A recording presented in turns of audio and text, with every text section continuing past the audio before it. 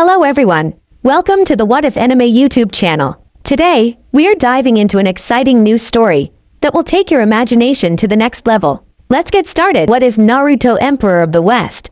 A regal-looking young man in his 20s with long spiking blonde hair, wearing a loose-fitting orange robe with the Uzumaki symbol stitched onto the back. Under it he wore a simple black shirt and red pants. He sat alone on the bench looking at his reflection in the pond. The young man sighed. So much has happened in my life. Leaning back, he looked towards the sky and closed his blue eyes, remembering what had happened to him as a child. Konoha hospitaled 10 years ago after successfully retrieving Uchiha Sasuke. The Uchiha Sasuke retrieval mission had succeeded. Kakashi and a cage bunshin carried both Naruto and Sasuke back into the village. Immediately, medical staff came and collected both boys, rushing them to the hospital. Unfortunately, this was only the beginning of trouble for Naruto's life. A few days later, a bandaged Naruto sat in the hospital bed, tears running down his face. Before him stood Tsunade Godem of Konohagakure. Tsunade glared down at the boy with hate-filled eyes. "Do you know what trouble you have caused?"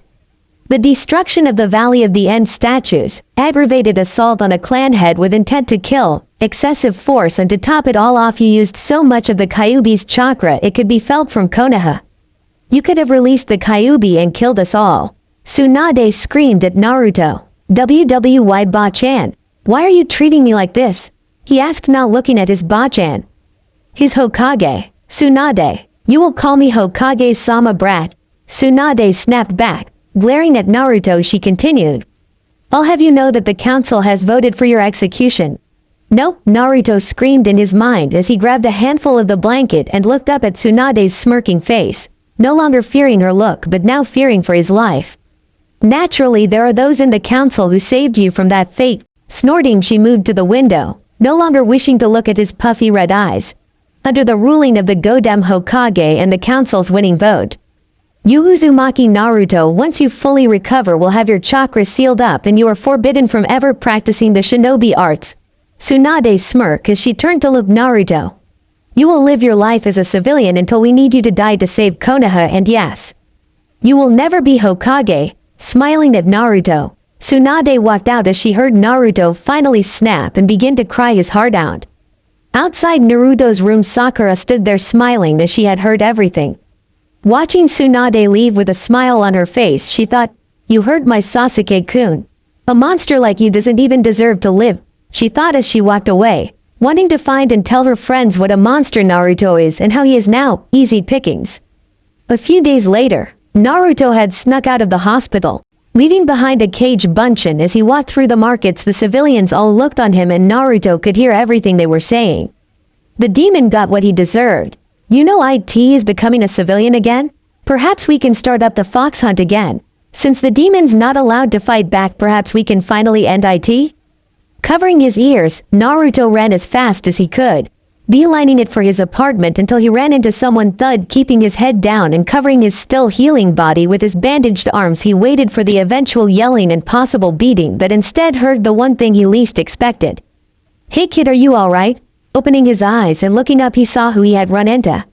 He was shocked. This guy is huge. He's standing taller than Ero Sennin, and his hair is longer as well. Nice coat, and whoa, what a scar, Naruto thought as he looked on in silence. The stranger before him squatted down in front of him and waved his hand in front of his face. "Hey kid, everything okay?" Naruto only nodded an okay. "That's good, let me help you up." The stranger then suddenly grabbed the back of his jumpsuit and helped him up. "Thank you," Naruto replied before he tried to walk past the stranger but was stopped by the sudden shouting of the civilians. "Are you going to let that demon do as he wishes? Punish the little monster for running into you. Someone get a shinobi and tell them we saw the demon assault a traveler." Naruto kept his head down and covered his ears, trying to run past, only to stop when he felt the stranger place his hand on his shoulder and hold him there. The civilians cheered, hoping to see the brat get beaten again, but the area went dead quiet in an instant as the stranger filled it with his killer intent. Moving Naruto behind him, "Scum like you are the reason why the mighty fall so fast and so low." And with that, he held onto Naruto's shoulder. He shunshined away. Two Anbu agents revealed themselves and began to run off towards the Hokage's tower to report what had happened. But both Anbu were unaware that two sets of eyes were watching. One black eye and a set of ice gray eyes who all disappeared shortly after. Atop a building a short distance away. Letting the kid go, the tall stranger smiled and sat down, putting his hands up submissively. The name's Yami and I don't mean you any harm, offering a hand to the kid. Naruto kept his head down as he didn't want Yami to see the sadness in his eyes and heart. Yami could feel the uneasy tension in the air. Smiling gently, he looked over the boy who still had refused to lift his head up. Well, where I'm from it's a sign of a beginning friendship to learn what one's name is. So may I ask for your name, kid? This seemed to snap Naruto out of his mood as he slowly looked at Yami. The name's Uzumaki Naruto. The short second eye contact was all Yami needed. He could see the sadness within this boy. He is barely a teenager, and yet why does it seem he shoulders the weight of the world on his shoulders? Yami thought to himself. Then an idea struck and Yami began to grin. Tell me, Naruto, where can one find a good meal around here? My friend and I haven't eaten a decent meal in over a week. Naruto's lips twitched into a small smile, then his trademark fox grin and the brightness of life showed in his eyes. Of course I do. Ichiraku's ramen stand is the only place you should eat. Naruto proudly yelled as he widened his arms and waved them around, wincing in pain as he forgot that he was still recovering. Yami let out a good laugh. Careful there, kid, and quickly picked up Naruto and sat him on his shoulder. Wo Takai-san, don't drop me, Naruto yelled as he was lifted up quickly. Don't worry, kid, I will not drop ya. And with that leapt off the building. Now which way, my ramen bloodhound? Naruto pointed to their left and Yami began to walk that way. On top of the building next to where Naruto and Yami are talking, Kakashi had appeared on the opposite building the moment the stranger had brought Naruto to and was eavesdropping in on the conversation. Who are you really, Yami? Kakashi thought as he watched from the shadows how this stranger, Yami, seemed to brighten up Naruto slightly, and Kakashi smiled slightly under his mask.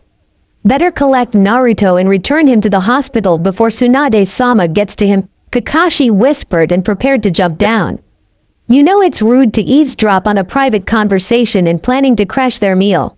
Kakashi froze as he heard someone whisper softly into his ear as he felt a finger push against the back of his neck. How did she sneak up on me? Kakashi panicked as he lifted his arms up. Mama, there is no need for violence, is there, miss? Kakashi whispered back. No, there isn't. Yet in my name as well, you would like that, wouldn't you? Hitaki Kakashi, as she slowly removed her finger from his neck. Kakashi spun around, kunai drawn, but saw no one around him. How did she do that? Kakashi thought as he quickly shunshined away. Ichiraku's ramen. Yam tried to sit on the stool provided as casually as he could, even though his knees were hitting the table. Damn my bloody height. Yami growled as he tried to sit down comfortably. Naruto looked upon Yami with a more interest. Besides his height all and his ridiculously long hair, he's wearing a plain black traveling coat and black shinobi pants. He's got that long scar over his left eye. Other than that, don't see any kind of weapon on him. What else he is capable of, Naruto thought as he watched Yami try to sit down comfortably. Oh, customers, welcome to. Naruto, aren't you supposed to still be in hospital? Ichiraku asked as he appeared from the back of his shop and shook his head as he looked at Naruto. Even when you're broken or near death, my ramen always brings you back, hehe. Maybe I should use that as advertisement. Ichiraku laughed as he pulled out 2 menus. Now what would you two like? Yami smirked as he placed the menu to his left. Don't you mean 3? As suddenly in a swirl of water around the stool to Yami's left revealed a young kunoichi in a light blue traveling kimono. Long white hair like Yami's. And you thought I'd let you have ramen alone, hey Yami? She giggling before leaning forward and waved friendly to Naruto. Hi there, blondie, name's Yuki, slapping Yami's back. I see you already meet my traveling mule. Naruto cracked up laughing as Yami turned and glared at Yuki with his poison green eyes. And who do you think is going to pay for all the ramen you're going to eat, Yuki-chan? Yami replied with a grin. Throwing her arms up, Yuki yelled, I'll be good, I'll be good. Chuckling and letting Naruto get back on his stool, the 3 made their order and began to eat their meals. 5 minutes later, Naruto had eaten 2 bowls where Yami and Yuki had both eaten 3 bowls each. Not fair, dat bayo. Naruto cursed as he watched his new ramen-loving friends devour bowl after bowl of ramen. If I wasn't still injured, I'd be on my 5th bowl now. Getting a chuckle and a giggle from said ramen lovers. Well, as I said, kid, we haven't eaten in over a week and we are starving. Yuki grinned. Ration bars suck. They ruined my figure, she said as she took her fourth bowl. Thanosa Enos Yami, can you tell me how you got that scar over your eye? Naruto asked before he began to drink down the broth. Yuki stopped eating and with puffy cheeks looked to Yami, who was gently running his finger down his scar, and sadly smiled. That, my friend, is for another time. Returning to finishing off his bowl, he looked to Naruto and asked innocently, so why are you all banged up so badly? Get into a fight or something? Naruto dropped his head and went dead silent. Something bad happened, all right. Naruto all but whispered out, trying to hold back the tears.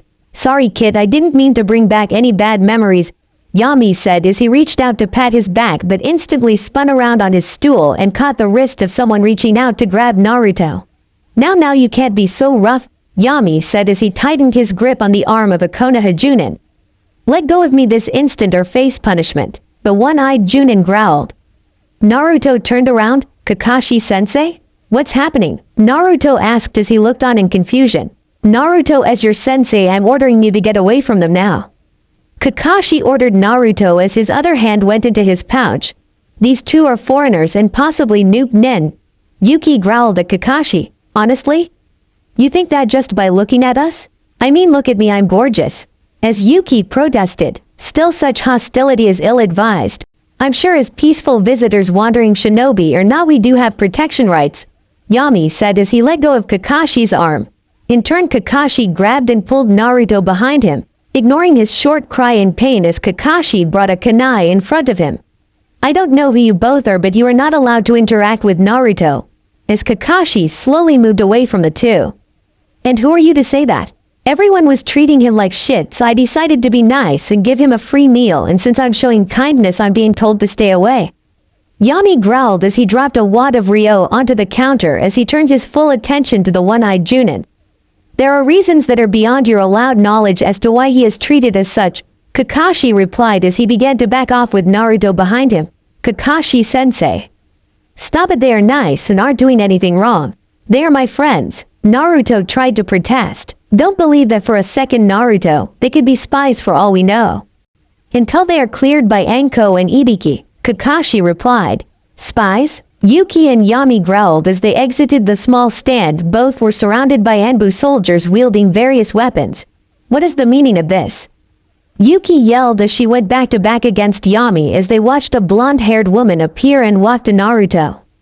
Uzumaki, Naruto, what the hell are you doing? She yelled as she smacked his head, sending him into the ground and putting her foot on his head. You were confined to the hospital until your sealing, you little shit. I'll need Inoichi to erase your jutsus as well, she yelled. Kakashi was shocked. What sealing, Hokage-sama? Why does Naruto need that? Kakashi inquired as he kept his attention on the two suspects.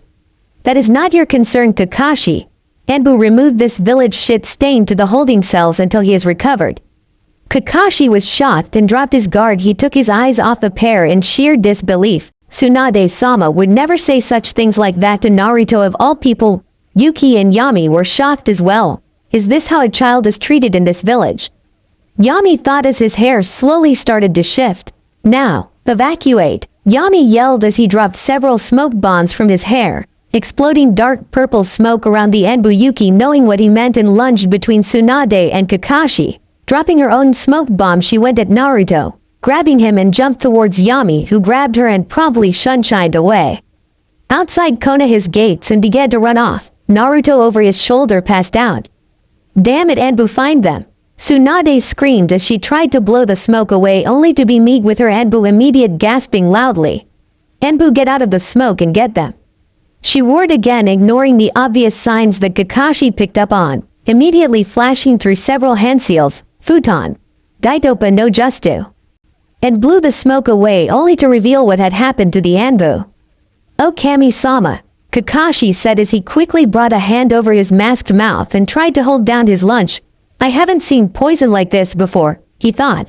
Tsunade just stood there shaking like a leaf, her hemophobia kicking into full drive as she looked at her Anbu. Lying on the floor, her Anbu squad were gasping for air as their skin and blood had turned purple and was pouring out of every orifice very quickly. It only took a few seconds for them to bleed out to death. There they both stood until another squad of Anbu led by Shizune appeared. Tsunade-sama. Shizune yelled as she grabbed her shisho and keeping her calm. Kakashi-senpai, what happened? Anbu asked Kakashi. Naruto has been kidnapped, he replied before running to the alley and throwing up. Present day, as Naruto relaxed on his bench contentedly sleeping, a pair of ice-gray eyes locked onto the sleeping figure on the bench. Grinning, too perfect, Yuki thought as she snuck up and with evil glinting in her eyes she raised the water bomb above her head. Payback's a bitch. She yelled as she slammed it onto Naruto's head. Ha gotcha. She screamed in joy and danced away as Naruto immediately woke up and started throwing his own obscenities at Yuki and began to chase her around the palace, throwing paint bombs at Yuki. My garden is a prank-free zone. He yelled as he chased after her. A room on the other side of the palace. Yami was currently sitting on his chair, looked up from his mortar and pestle and stopped grinding his ingredients. Looks like Yuki got the emperor back. Chuckling, he returned to his grinding. Just a few more ingredients and I think that will be it, he muttered to himself as he dropped another handful of mushroom spores into the mix and mixing it with a liquid agent.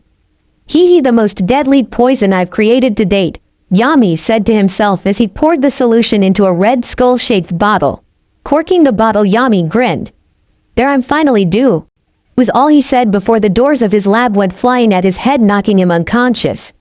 1 hour later, Yuki and Naruto sat in front to each other glaring at each other, both their outfits covered in various paint stains and were both drenched as Yami, who was also drenched in various solutions, had them tied down in ninja wire. Seriously, you two, how did Yuki's revenge attack turn into destroying my lab? Yami cried out as he picked them both up. You have purple water lilies that need to be harvested. As he threw Yuki out of the wire into the hallway towards her room, and you Naruto have an empire to run.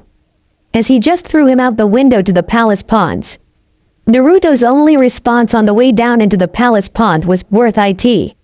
The morning sun was shining brightly over the imperial city Amaterasu *. We find our young emperor in his private training field located within the sacred Shishigami's forest. A lone safe passage ensures that the ancient demons and gods are not unnecessarily disturbed by travelers, though many of them do stay hidden in the foliage and watch the young emperor train. His Majesty sure does attract quite the attention these days, said a man dressed in a tight-fitted suit, smiles as he adjusts his monocle and looks into the forest, walking down said path towards the emperor's training down. I should really encourage sir to stop traveling so deep.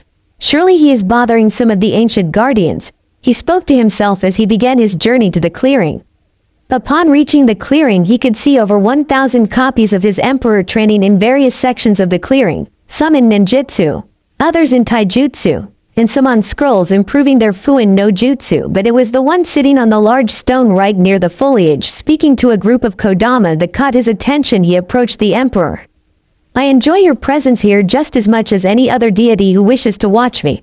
Perhaps one day you shall all grace me with the honor of following you around your forest?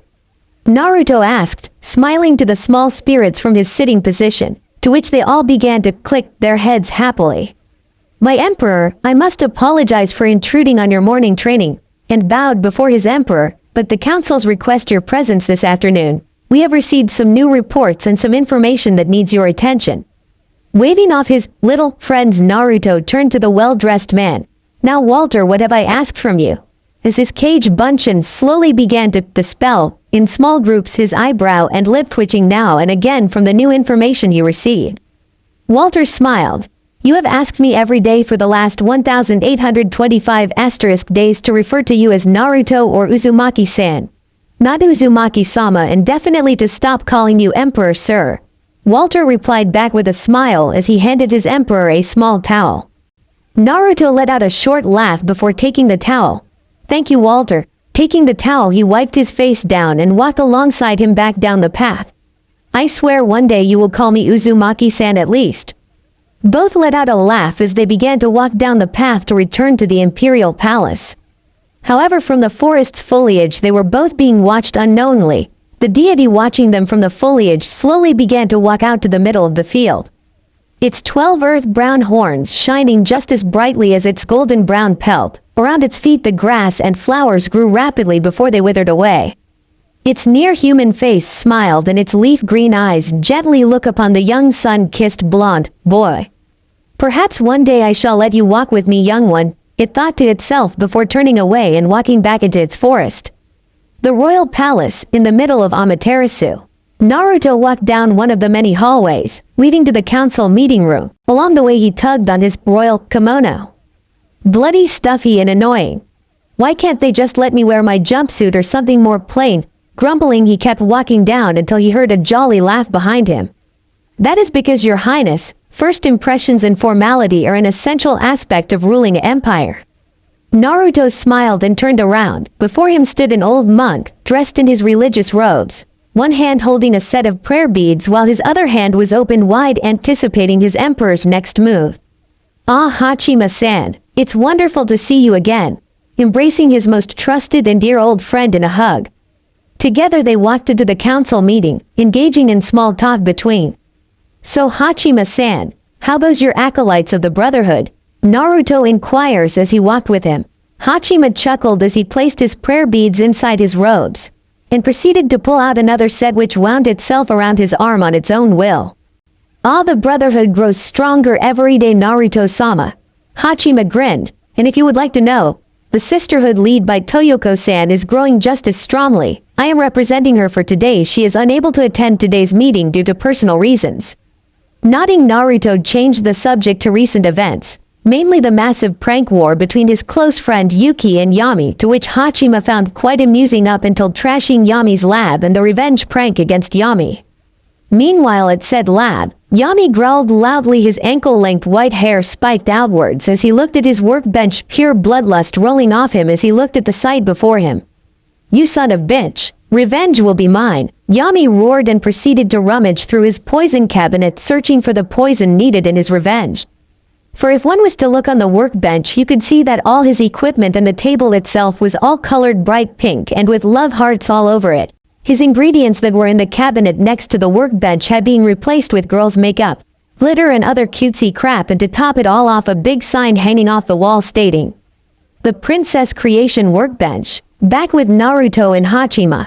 Naruto stopped walking and began to shiver violently. Hachima turned and looked upon Naruto.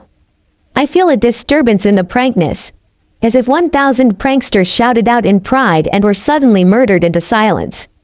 Naruto spoke with absolute fear in his voice. Hachima smiled and replied with only 5 words. "In grave danger, you are." Trying to shake it off, Naruto and Hachima arrived at the council doors guarded by 2, as Naruto had given the squadron's name the Shinobi Samurais, or SS as some called them. Greeting them both personally, they bowed in respect to both their emperor and Hachima-sama, the first brother, and proceeded to open the doors, revealing a 10-meter-long flag table and 2 meters wide. At the end of the table, an elevated platform allowed the seater to look down the table, signifying the authority the person had while sitting there. The 9 waiting members who had been waiting at the side of the room all bowed together. "Greetings, Your Highness and Hachima-sama," to which Hachima and Naruto bowed in return.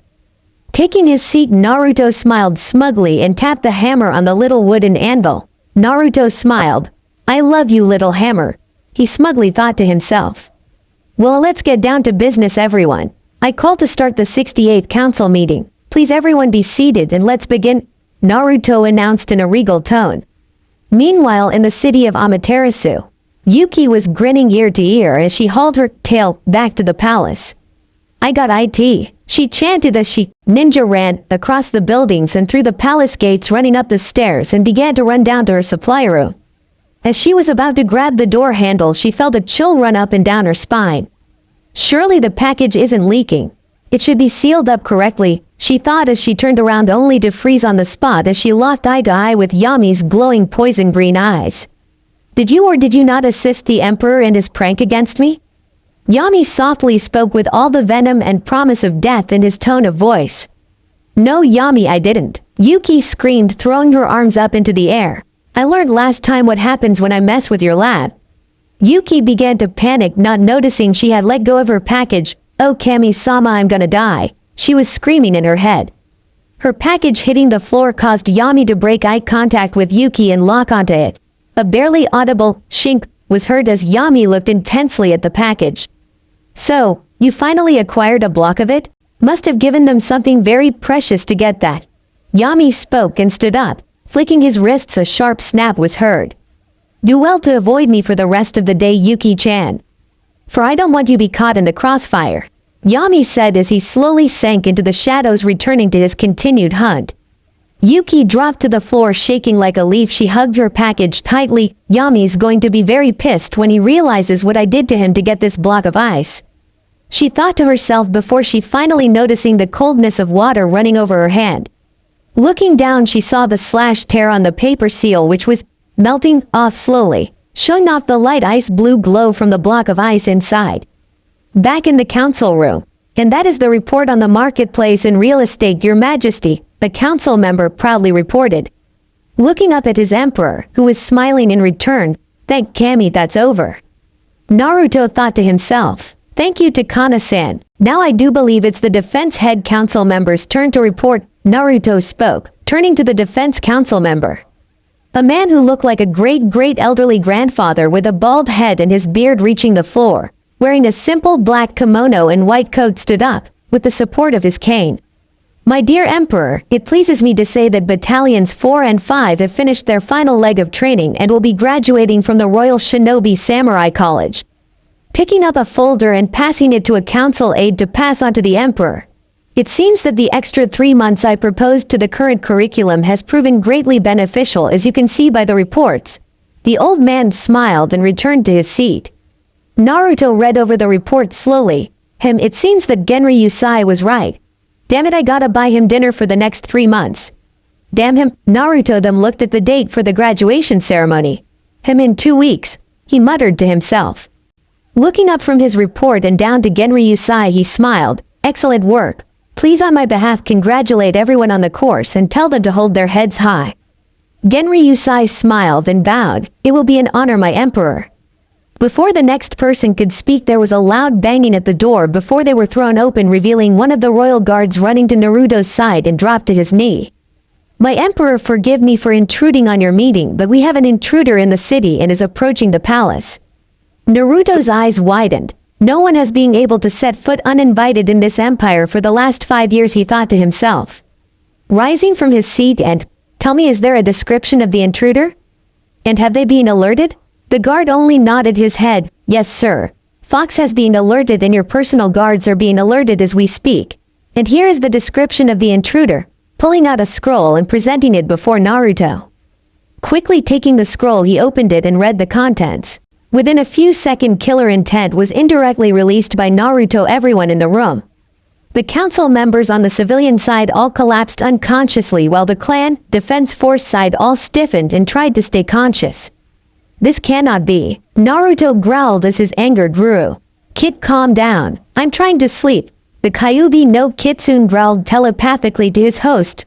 I'm sure you don't want another repeat at Saritahiko port now. To which Naruto began to calm down. Thank you, Kurama, Naruto thanked back as he turned to the council. My apologies everyone, but I must go and retrieve my gear and attended to this matter at hand. Clutching the edge of the scroll, he walked to the open doors, informing the guards to call for some medics to treat the council members. I call this meeting on hold until this has been dealt with, and with that Naruto left the room and saw his personal guard Yami leaning against the wall. Sorry, Yami, was all he said before hurrying to his chambers, dropping the scroll in the process. Yami leaned against the wall outside the council room, breathing deeply, trying to keep himself upright as he watched Naruto run down the corridor. No matter how many times I try. The killer intent of a Jinchuriki at peace with his Biju. Looking down, he saw the scroll and picked it up. His eyes widened slightly as he read the report. That bastard, Yami growled as he dropped the scroll and took off to his room. The SS guards who were outside the room called for medical aid after managed to recover themselves. A short time later, a samurai with a royal crest on his helmet noticed the scroll discarded on the floor. Picking it up and reading it over, he spoke out the last few words of the report in disbelief. Eyewitness reports and stored records confirm that the intruder is that of the Eastern spymaster known as the Gamma Sennin, Jiraiya of Konohagakure. With that, the SS pushed the intercom button on his helmet. This is the Royal Head Guard Satoshi. ID number 05133342 priority report. He spoke as he quickly moved into the chambers with the medics and guards with the council members and sealed it from the inside. Get the Fox 9 to assist in restraining the Emperor. In an alleyway in the city of Amaterasu.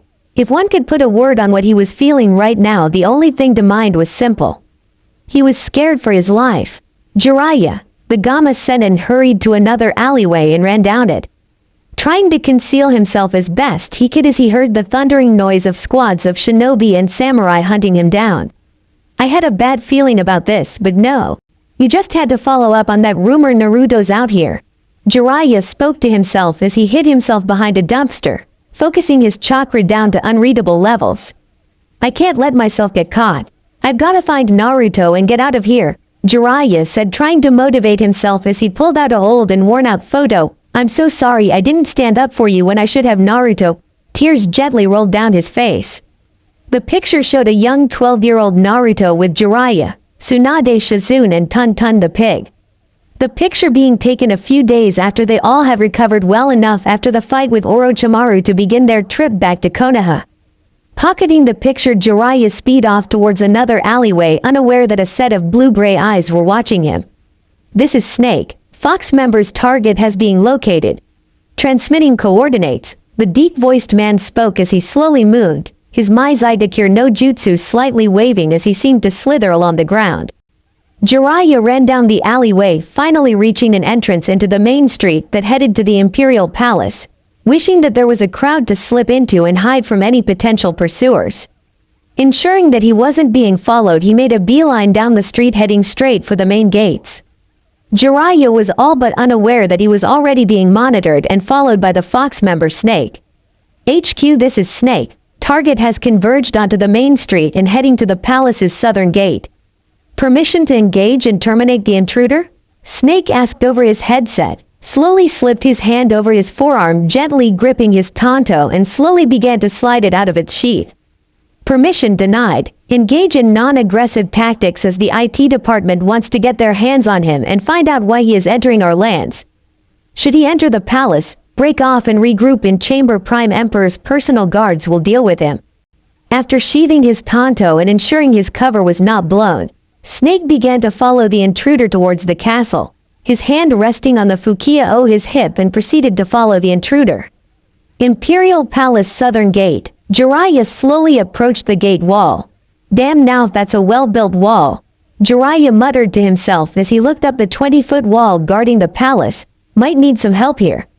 Quickly biting his thumb, he summoned a large toad. Hey Gamatsunoko, can you help me over the wall? The toad croaked loudly and beckoned Jiraiya to climb onto him. Hold on, Jiraiya-sama. The toad spoke just as it prepared to jump. That's when Jiraiya heard the soft pop and felt a sudden pain shoot through his left thigh. Looking down, he saw a 1-inch sending needle sticking into it. Shit, go, go, go. Jiraiya yelled, quickly pulled the dart out and estimated its trajectory, and saw a man in what looked like a gray snakeskin pattern bodysuit taking aim with his Fukiya. Gamatsunoko leapt into the air just in time as another senbon needle impeded itself into the wall. Single quote, exclamation mark, single quote. Shit, he spotted me, Snake mumbled with the blow dart in his mouth, quickly forming a few hand seals. Ninpo. Fukusu senbon no jutsu. Blowing hard, the blowgun let off a swarm of senbon needles towards Jiraiya and his summoned toad. Luckily for Jiraiya, the toad managed to flip in mid-air. Jiraiya, jump off me, Gamatsunoko shouted as his armor belly plating was barraged by the needles. Thanks, I'll treat you good. Jiraiya yelled back as he fell towards the ground on the inside of the wall. Dispelling quickly to give Jiraiya a decent smokescreen, Snake cursed out loudly. HQ, this is Snake. Target evaded capture and is now inside the palace grounds. Confirmed, only one hit with my Trank Senbon needle, Snake called out over his communicator. Roger that, Snake. Fall back to base and await further orders. Grunting a reply, Snake stood up and cracked his back before taking off to the eastern side of the city. Inside the palace garden, Jiraiya landed with a loud thud as he quickly rolled over into the bushes. Damn it, that's gonna leave a mark. He quickly inspected his thigh and felt its numbness. Damn it, the bastard hit me with some kind of poison. Probably a knockout drug. Quickly rummaging through his vest, Jiraiya pulls out a small vial and downs it immediately. Gotta thank Tsunade and her pink-haired mini-me for that. Pocketing the empty vial and slowly standing up, Jiraiya slowly made his way through the garden. There has to be an open window or door somewhere. Eva, a voice called out. Jiraiya slipped against a thick-coated tree. Should I being spotted already? Jiraiya thought as he slowly slipped his hand into his pouch and pulled out a kunai and waited. Yes, Wally? A sweet feminine voice called out and caused Jiraiya to activate his pervy mode and peek out from the tree, and Jiraiya could only gawk. Standing before him was a young lady, wearing the form-fitting white kimono, matching her white hair, and deep blue eyes. Oh ho ho ho, very nice, Jiraiya muttered to himself and looked at the young man. Oh, Jiraiya was intrigued as he looked at the young man, kneeling down in yellow overalls and was apparently planting new seeds and little sprouts into the garden. He watched as Wally picked up one of the small garden pot. Standing up to Eva, he held it out in his hand and watched in sheer amazement as the plant began to grow. Mokuton asterisk? Jiraiya muttered as the potted plant grew into a small Sakura bonsai. Eva, smiling, took the pot plant gently from Wally and took in its scent. It's lovely, Wally. Smiling, she handed it back to him as Wally whistled happily, slightly blushing as he knelt down and removed it from its pot gently and planted it in the garden. I'll have to make a note of this, Jiraiya mumbled as he slowly moved from the coated tree, while the two weren't watching and stealthily made his way past them. Further down, Jiraiya saw something he liked and smiled. Bingo! He quickly made his way to the open window he spotted. Checking it for traps, he smiled when he found none and quickly jumped in. Unknown to Jiraiya, Eva had followed him slowly against the wall and smiled when he jumped in the window. Returning to Wally, she very discreetly pushed a button on her kimono sleeve. Target has entered the palace. Roger, Eva, informing Fox now. Maintain guard of Wally, came her response. Smiling, Eva squatted down next to Wally, gently placing her hand on his head and slowly stroking the scar hidden by his bleach blonde hair. Oh, Wally. She sadly thought as she watched Wally slowly make the small bonsai tree grow into the size of a small bush. Inside the palace, Naruto was furious. Why, Waiki screamed in his head as he put on his battle armor, his cage buncheons asterisk assisting him where he could not reach. He ruined my life and never once bothered to track me down. Why now after 10 years? He thought as he looked himself in the mirror. Dressed in blood-red colored samurai armor, customized for shinobi work, he watched as his clones helped put on his kabuto and his demon mask. Looking at his reflection, he mentally thanked the Kyoto family and the Muramasa family for constructing his armor. Not only did the armor help hide his appearance from everyone, with the exception of testing it against a Hyuga, it also allowed Naruto's chakra to be totally masked, hiding its signature from even the most experienced sensors. My emperor, shall I retrieve this invader for you and allow you to relax in the throne room with some honey green tea? Naruto's thought was broken by Walter's question as he turned to greet him, his cage buncheons dispelled, and then he realized that there were several other people in the room. That being 2 Fox Elite members, Walter and Yami. Giving them all a look that mean business, Naruto spoke. I am sorry everyone, but this is my fight. It's my past and my problems. He turned back around to the mirror, checking his face mask is secured to his kabuto, and tied off a crimson red, yellow sheathed katana to his left side. Please, for your safety, I advise you to stay out of my way. Naruto then began to walk out. B was cut off by one of the Fox shinobi. Naruto-sama, you don't have to fight. Naruto looked upon the masked fox and smiled softly. This was the best of Fox. Coincidentally code-named Fox, his mask was unique to everyone else in Fox.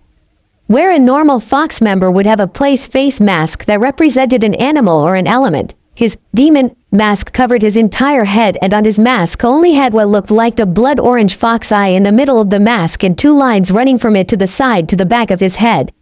Think Obito, Toba's mask but bone white with no eye slots. His body was encased in a unique chakra armor bodysuit which also held strapped firmly to his back his personal Odachi asterisk, the fox blade. One cyber cookie to those who can guess who this is. Cheeky smiley face. I am sorry Fox, but this is my fight. Naruto tried to persuade Fox and push past him, but Fox refused to move. Not out of disrespect but of duty. I am unable to allow you to take this intruder by yourself. This is an act of aggression upon not only the Empire but on yourself as well. even if this supposed intruder was only trying to seek an audience with you. Assertion. White-haired Senin sneezed at this moment. Fox. Naruto tried to speak but was quickly cut off by Fox again. You have brought peace and prosperity to this land, and we are the ones who will be your hand of force in these times of peace.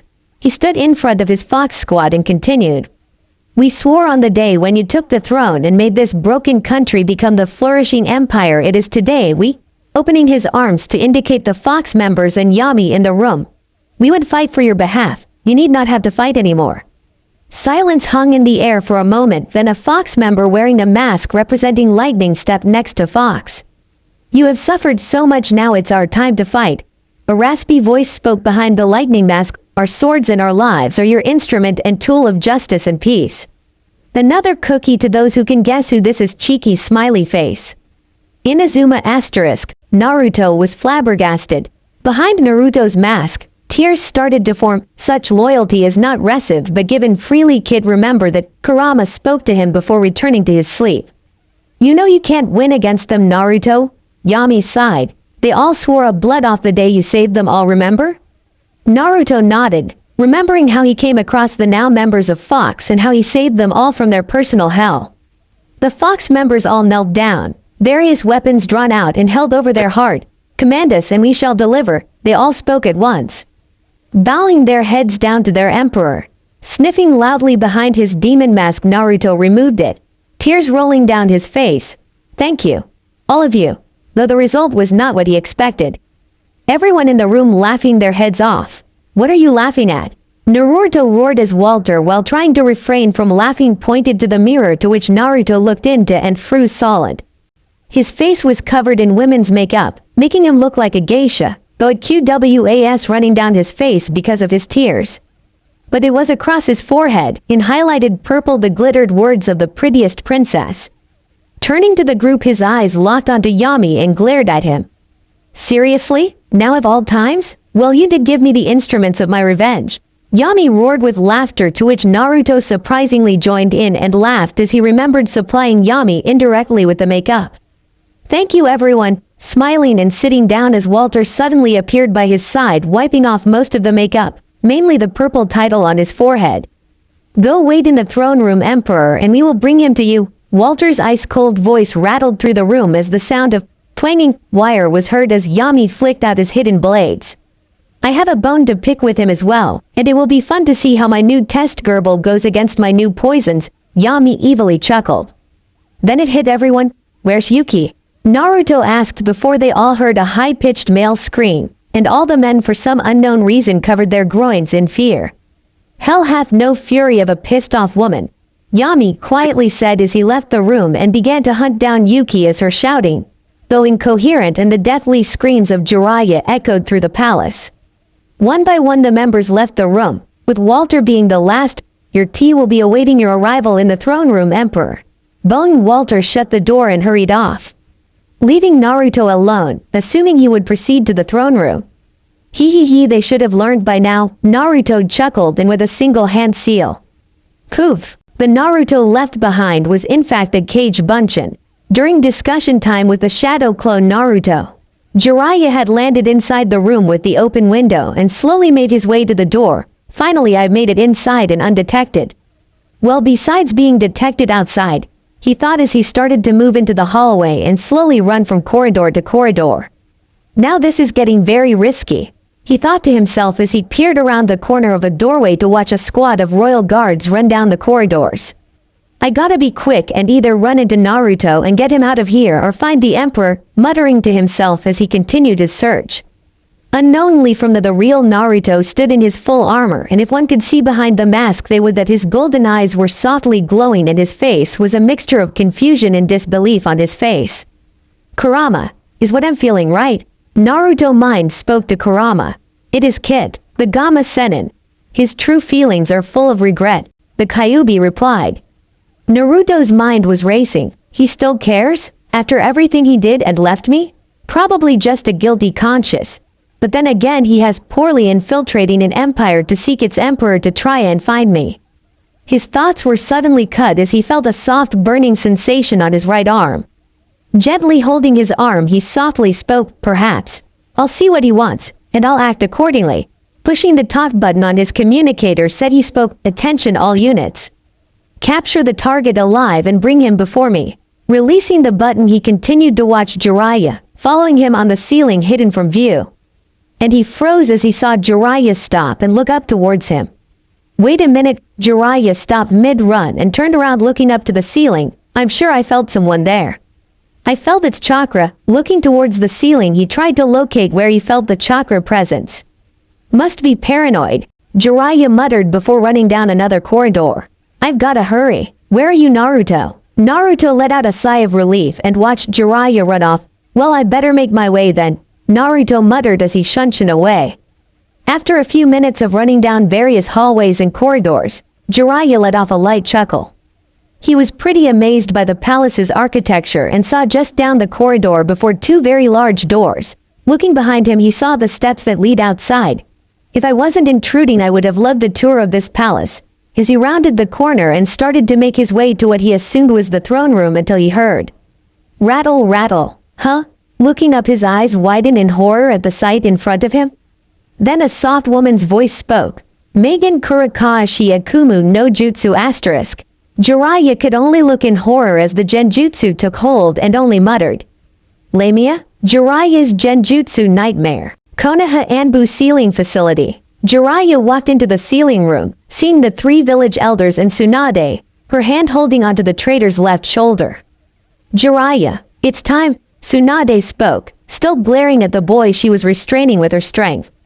"Jiraiya, how exactly will you seal up his ability to be a shinobi?" Kaharu asked as she watched Jiraiya-sama place down 3 scrolls onto the floor and began to form seals. "Firstly, I will place a modified version of the Keiyaku Fuin asterisk. Hopefully with this, any summon he may have or try to acquire will be nullified permanently. Then with a chakra Fuin asterisk, this will cause his chakra system to reverse on itself and in turn will cause his chakra system to fail on itself and shut down permanently." Jiraiya spoke as he continued to finish the hand seals and pick up the first small scroll and slowly unroll it. "In these Fuin Jutsu will its instruction and creation be revealing to us elders so we may teach other shinobi?" Danzo asked, being too cautious to use Shishu's Sharingan to copy the hand seals being made in a room meant for sealing. Jiraiya stopped and looked at the old warhawk. "These techniques shall not be disclosed to anyone unless of my choosing."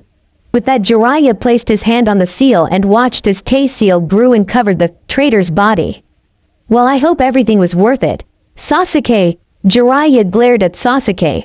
"You turned traitor from the village that raised you just because you threw a fit because you weren't as strong as Naruto." Sasuke locked eyes with Jiraiya, eyes full of pleading and begging to what he assumed to be a confession. That is if the silencing seal was not placed across his mouth. "Do it, Jiraiya, after which I can take him down to the genetics lab and get some needed samples." Tsunade spat with venom in her voice. "I wonder why she is so hostile, even for the last Uchiha. The killer intent she is putting out." Jiraiya thought to himself as he placed his hand on Sasuke's chest and Tsunade removed her hand. If Jiraiya had been paying attention, he would have seen her give an evil smirk to Sasuke. "Kachiyose no Keiyaku Fuin no Jutsu." Jiraiya yelled as the seal covered Sasuke's body. And it was here that Jiraiya's nightly nightmares began, as the moment the seal set in and the smell of burnt blood began to stink out the room. Sasuke's body began to waver and ripple. "What?" Jiraiya yelled as he quickly thought, "A genjutsu?" Bringing his hands quickly together, Kai, releasing the genjutsu and looked on in horror as the body of Sasuke disappeared and was replaced with Naruto. Jiraiya screamed, looking on the defeated face of his apprentice just before.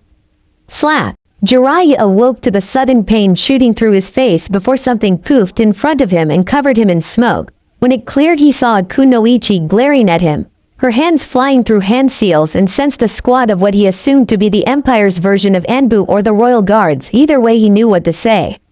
"I fucked it up," Jiraiya muttered as he slowly stood up, raising his hands, surrendering himself to the kunoichi. "Jiraiya, Gama Sennin and Spymaster of the Eastern Land Konoha, you are under arrest for trespassing on Imperial land, causing should you resist arrest you will be dealt with by lethal force," Yuki said, finishing the hand seals and pointing her hands at Jiraiya. Jiraiya, seeing this as an opportunity, offered his hands to the possible royal guard. I surrender on the condition that I may seek an audience with the emperor of this land. Before he could say anything else, he felt a blast of ice-cold ki and then something very wrong with his body. What? And why the fuck should we? Yuki growled, suddenly brought her left hand to her throat, gently rubbing it, and to Jiraiya's horror his left hand moved to his throat and slowly began to rub it too. I've got you in my Kai Saigyo no Genkei asterisk. And with that she began to slowly walk towards Jiraiya. Jiraiya's eyes widened as he felt his body betray him and moved to the kunoichi, my body. What have you done? Jiraiya was panicking now. Is this a Kekkei Genkei of the West? He watched as the kunoichi proceeded to lift her hands into the air, and clenching them together, Jiraiya copying move for move. You will not take my little adopted brother Konoha scum, Yuki growled. Then it hit Jiraiya like a ton of bricks. You're that ice maiden that came and got Naruto with that tall white-haired guy, trying to fight against whatever this jutsu or Kekkei Genkei held him but ultimately failing. Konoha is Naruto's home. You have no reason to keep him away from it. Things have changed. Yuki's steel eyes began to glow as ice slowly formed around her body. The emperor gave Naruto a home. Something Konoha never did. Yuki screamed as she threw her clenched fists between her legs. Now why did? Oh, she was all Jiraiya said before screaming off the top of his lungs as his fists connected with something hanging between his legs. You caused him so much pain, so much suffering, and basically abandoned him when he needed you the most. Swinging harder, she watched as Jiraiya took blow after blow between his legs. She swung her fists back and forth between her legs. And we had to rescue him a second time. You didn't even try to save him, you just sat there. Yuki screamed, releasing as much killer intent that the arriving Fox members which had surrounded them slowly began to backing off. You never cared to search for him for 10 fucking years and now you're here looking for him? She screamed as her hair began to spike out and ice spikes slowly formed around her and Jiraiya's hands. Raising her arms, she prepared to give a final swing.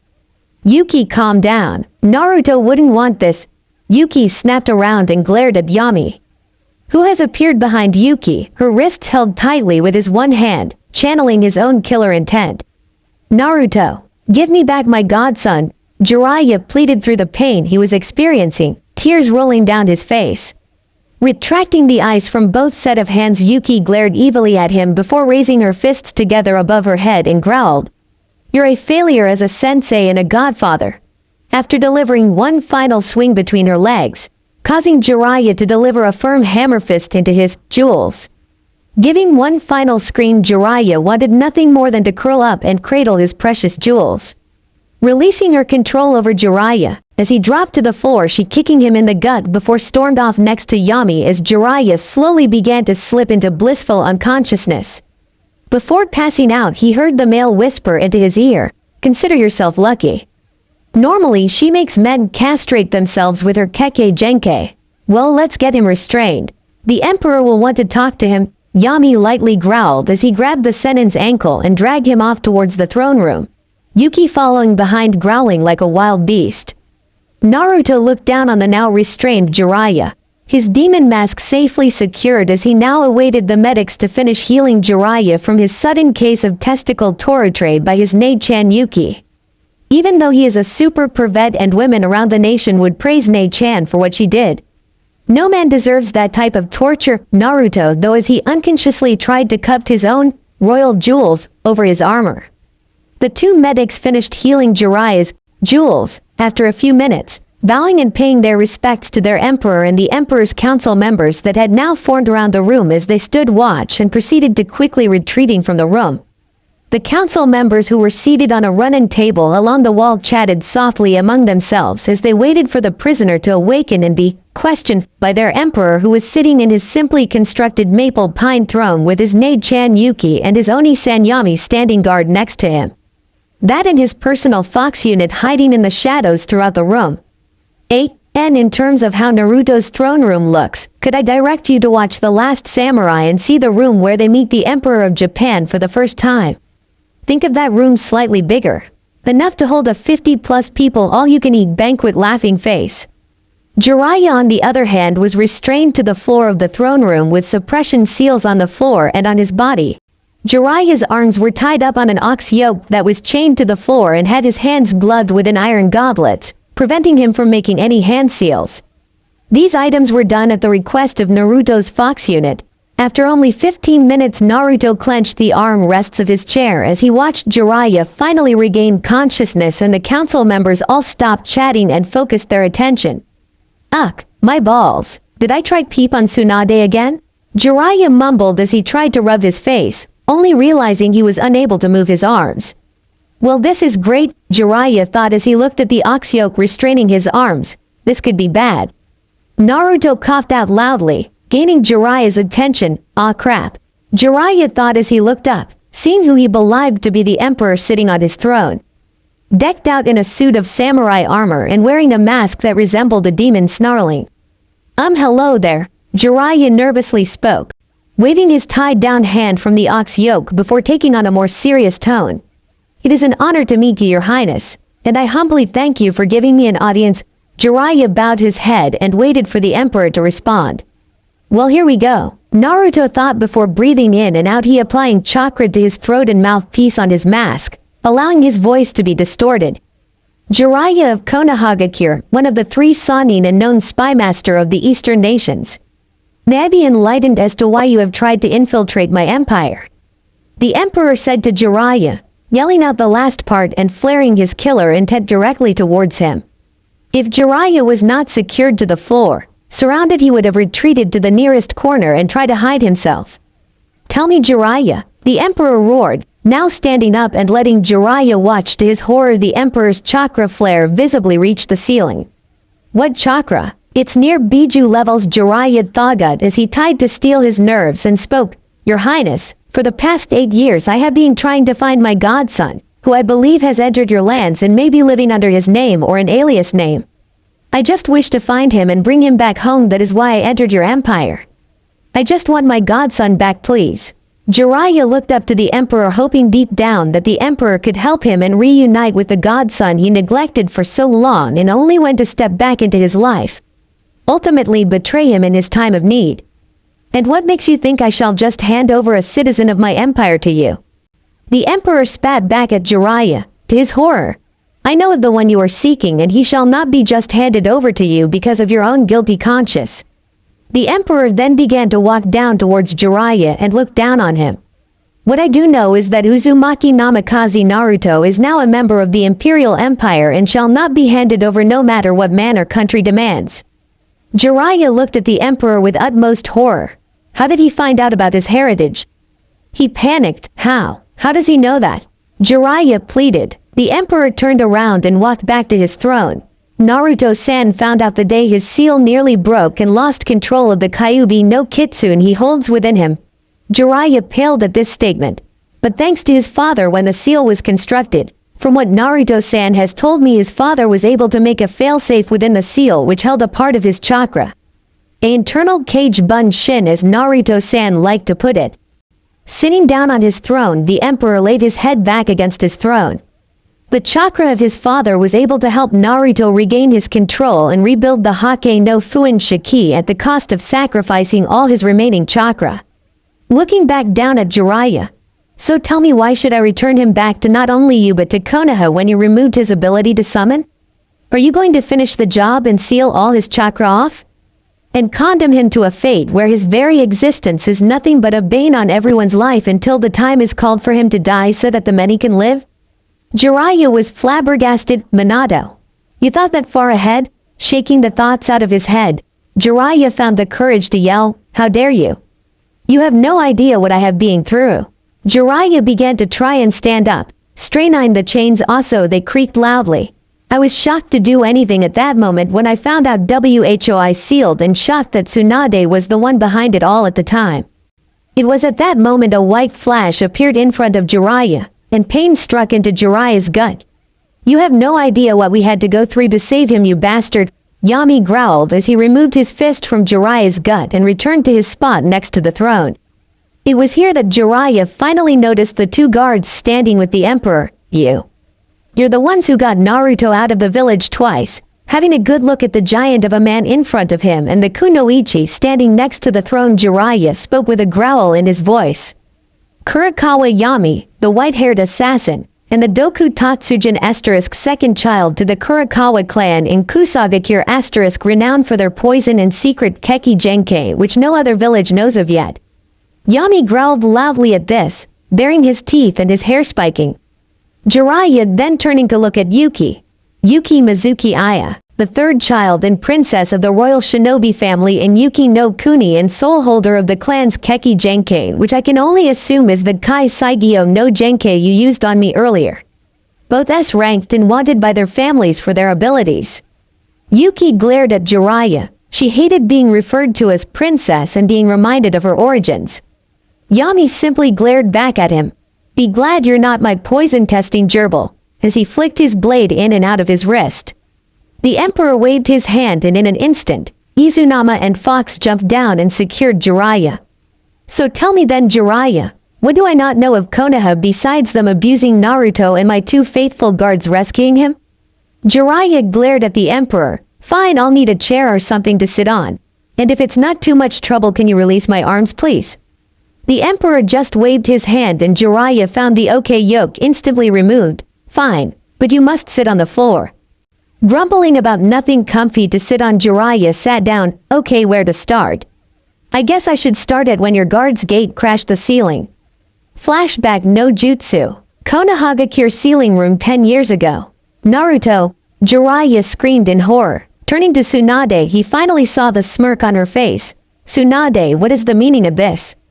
He was suddenly met with Tsunade's fist in his face, launching him across the room, his heel catching the scroll laid on the floor and pulling it along with him. That is Godem Hokage to you, Jiraiya. Tsunade sneered back. Now you will finish the sealing of Naruto under my orders. Tsunade then walked over and grabbed Naruto's shoulder. Oh, Tsunade smiled evilly at the look of Naruto's face. Given up hope already? Good, no one is going to save you. Turning to Danzo, she spoke. Under the order of the Godem Hokage, I order you, after we get the needed genetic samples and sterile him, you shall put this brat through Euro emotionless training and turn him into an obedient weapon. Pushing Naruto to the ground, she then started to walk over to Jiraiya, who was slowly getting up. Finally, I have my weapon, Danzo pleasantly thought as he looked over the broken form of Naruto. You shall help me become Hokage of this rotten village, and I shall bring it to even greater prestige. Smirking, he tapped his finger against his cane. Things are pleasantly going the way I want. I wonder why Tsunade Haim is acting like this. Oh well, the sooner I can have the Kyuubi brat under my power, the sooner I can take Konoha for myself. Jiraiya pulled himself out of the wall and spat out a tooth from his mouth. Looking up, he saw Tsunade approaching him with a grin. Tsunade, what's gotten into you? Jiraiya groaned as he grabbed the scroll around his foot. Why are you treating Naruto like this? With the scroll rolled back up, he slowly stood up, seeing Tsunade glare at him.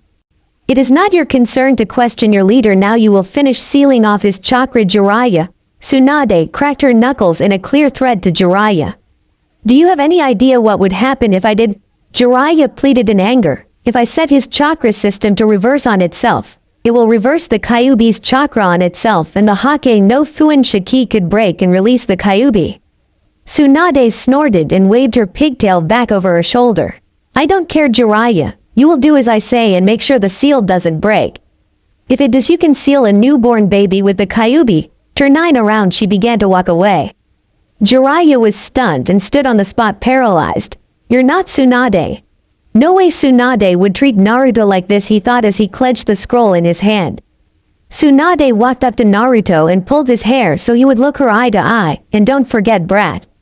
I want my grandfather's pendant back, so you better tell me where it is.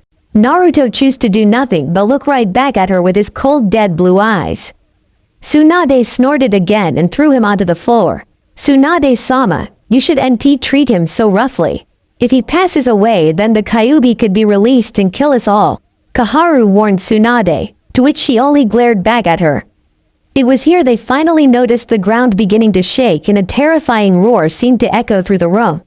What on earth? Homura yelled out before the ceiling was smashed in and light flooded the room. Naruto! Yuki screamed out, standing next to Yami on his personal summon. Calm smashed the building, Yami yelled out as he jumped down and made a beeline for the prone figure of Naruto. Kong roared and slapped his chest as he began to smash the remaining of the building as Yuki began to launch Suiryuden no Jutsu at random to the people in the room and covering Yami's advancement to Naruto. Danzo's one eye widened.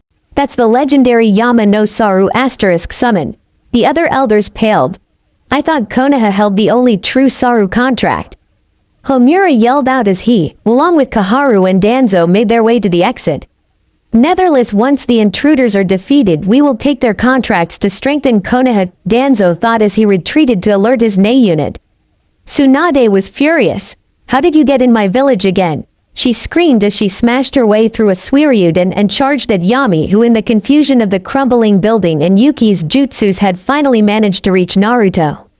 Yami smirked as he let his hair coil around Naruto as he gave the Hokage a creepy smile. Simple. I let Kong knock on the front gate. Tsunade screamed as she launched a chakra-charged super punch at the white-haired intruder. Die.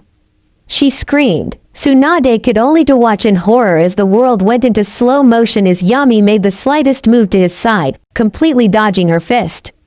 Gotta be quicker than that, Obaken Yami teased as he spun around, jumping away and quickly began to running up the wall and onto Kong's arm. Kong, let's get out of here. Kong replied with an alrighty roar.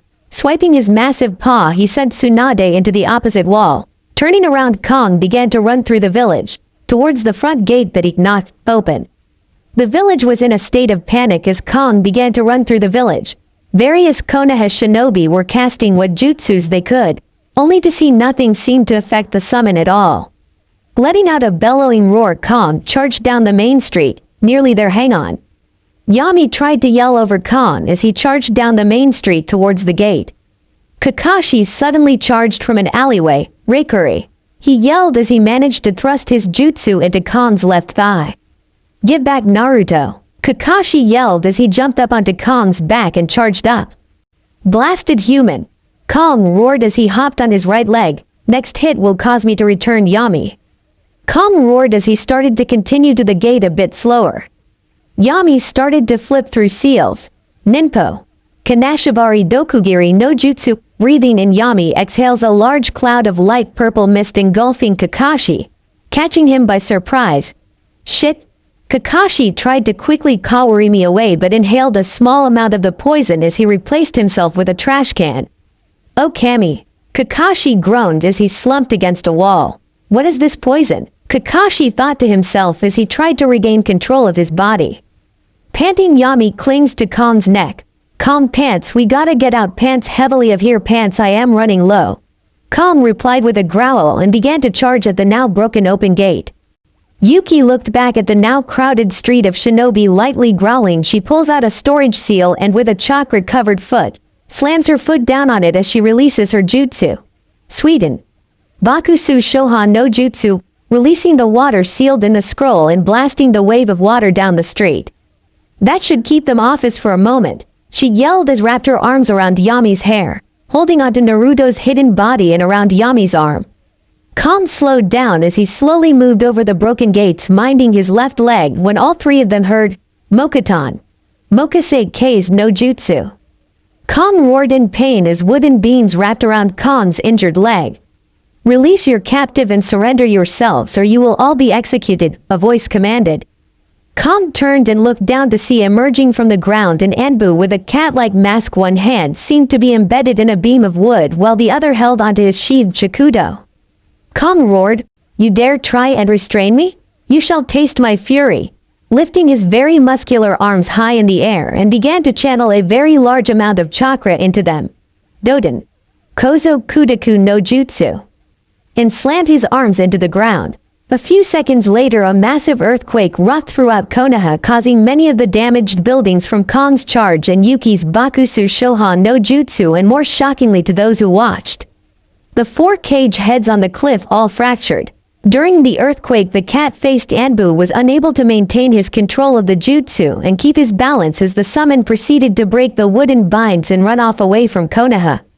And throughout all this, Jiraiya sat on top of the cage cliff, unable to comprehend what has happened in Konoha.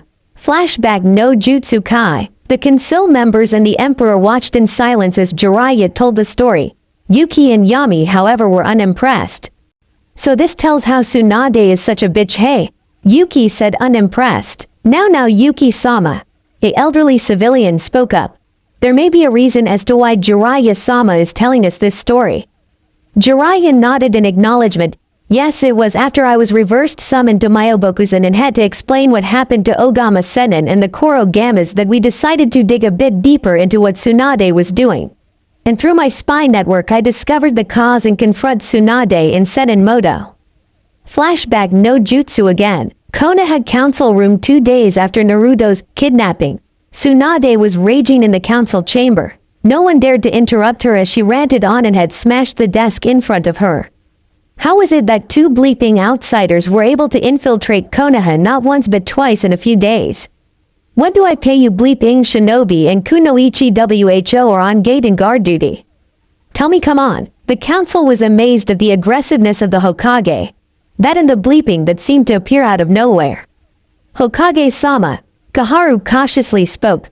You need not worry too much. Outmost skilled Oin and Butai are tracking them down as we speak, taking a drink from the glass in front her.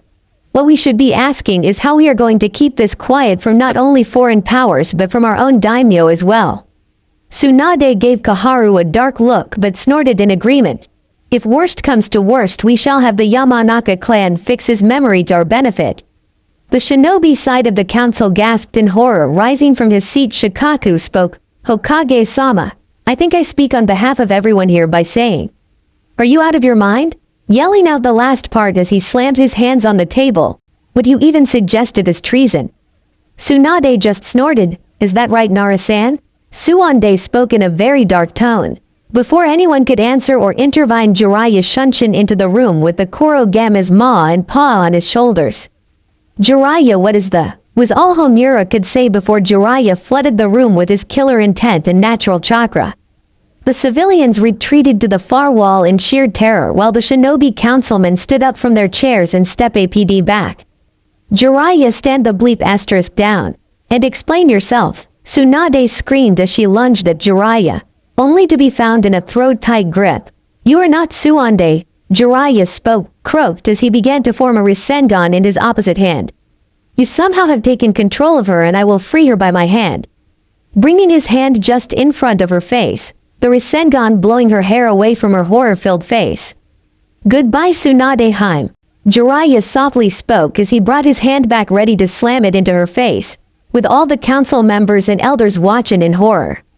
Fine, then I'll take your body. Tsunade screeched. Opening her mouth, a blood-covered transparent black snake-like creature emerged and lunged at Jiraiya. Only to be stopped by Pa's tongue. I got it, Jiraiya-chan. Pa croaked as he tightened his tongue around with Ma joining in and wrapping her tongue around the creature. Shizune, get in here now. Jiraiya yelled as he hurried over to the fallen form of Tsunade. Oh Kami-sama, I am sorry. Tsunade muttered, blood seeping from her mouth before she passed out. Flashback no jutsu ended. The whole chamber was silent as Jiraiya spoke. It was discovered through my spy network Orochimaru had been experimenting on a parasitic worm and snakes, somehow embedding a chakra we have never experienced before. Popping his back, he continued, the parasitic snake was believed to be snuck into Konoha through Tsunade's favorite sake dealer. Once she had a drink, this parasite grew inside Tsunade until it was able to somehow attach itself to her spine and was able to control her to a degree. Jiraiya looked up at the Emperor, who had now crushed the arm rests in his hands. I do have an autopsy scroll with me if you want OTC the report yourself. Jiraiya proceeded to remove a scroll and present it, to which a Fox member quickly took it and handed it to the Emperor. The Emperor looked at the scroll in hand. For a moment everyone was silent. We shall continue this trial tomorrow, and with that he stood up and walked out of the room. It seems the Emperor has moved to his private study to now make sense of what you have told us, Jiraiya-sama. The civilian council member spoke. In the meantime, I am afraid you will have to remain in custody with Fox until the Emperor calls for you again. Jiraiya nodded sadly but still asked, can I see Naruto please? It was Fox who spoke, only if the Emperor allows it. And with that, Fox shunshined Jiraiya away to the Imperial Palace's dungeon. After the council members had left the throne room and Yuki and Yami were the only ones left, they sealed the room up and made their way over to Naruto's private study. Upon entering, they found him slumped over his desk, his mask and kabuto dropped on the floor, carelessly reading the scroll given to him by Jiraiya. "Hey Chibi, everything okay?" Yami asked as he placed his hand on Naruto's shoulder. Naruto turned and looked at both of his older siblings, tears running down his face, and choked out, "I don't know what to do, guys." Jiraiya was brought and personally guided by his 2 fox guards down to the palace's dungeon, where after a few minutes of assisted walking they finally reached his cell. Waiting by the cell door was 2 royal guards, and the moment Jiraiya was in front of the doors, a guard slapped a tag onto his chest. Jiraiya could only watch as the tag's ink began to spread across his clothes before sinking in and sealing itself onto his body. He was informed that dinner would be served in a couple hours before the guards locked up left him alone to his own thoughts. Jiraiya was not happy as he began looking around his prison cell. Jiraiya noted the plain bed, chair, table which were all bolted and sealed to the floor. The basic bathroom necessities were present, but there would be no privacy as he suspected. He sat down on the chair and summarized that this type of cell would be used for those deemed important but not VIP important. Leaning forward and resting his elbows on the desk, he brought his hands up to support his face and began to reflect on his plan. He had hoped that he could sneak into the Empire just like he did in the other hidden villages, retrieve his lost godson and bring him back home to not only make up for the time he should have being there for him and to also let him resign the Toad contract, but to also show the rest of the shinobi world and their former allies that they brought him back home and hoped to get some of their former allies back on their side. But that didn't happen. In fact, everything went to shit the moment he stepped into the village and felt the security seal on the main entrance go off, and he had to make a break for it before the guards could find him. But now he was looking at the situation he was left in now. Not only was he, the great Sannin, discovered and caught alive, but now had all his chakras sealed up and was being held prisoner in a foreign country which he entered illegally. Such actions could result in an act of war. A war he knew Konoha would never win. Jiraiya slowly began to nod off to sleep, resting against his arms on the desk. Remembered how the most powerful hidden village was turned into the weakest in a matter of months. Jiraiya's mindscape flashback, when the information of what transpired in Konoha hit the other elemental nations, from traveling traders and from reports from their own spies within. That Tsunade had openly punished and demeaned a still recovering shinobi in public.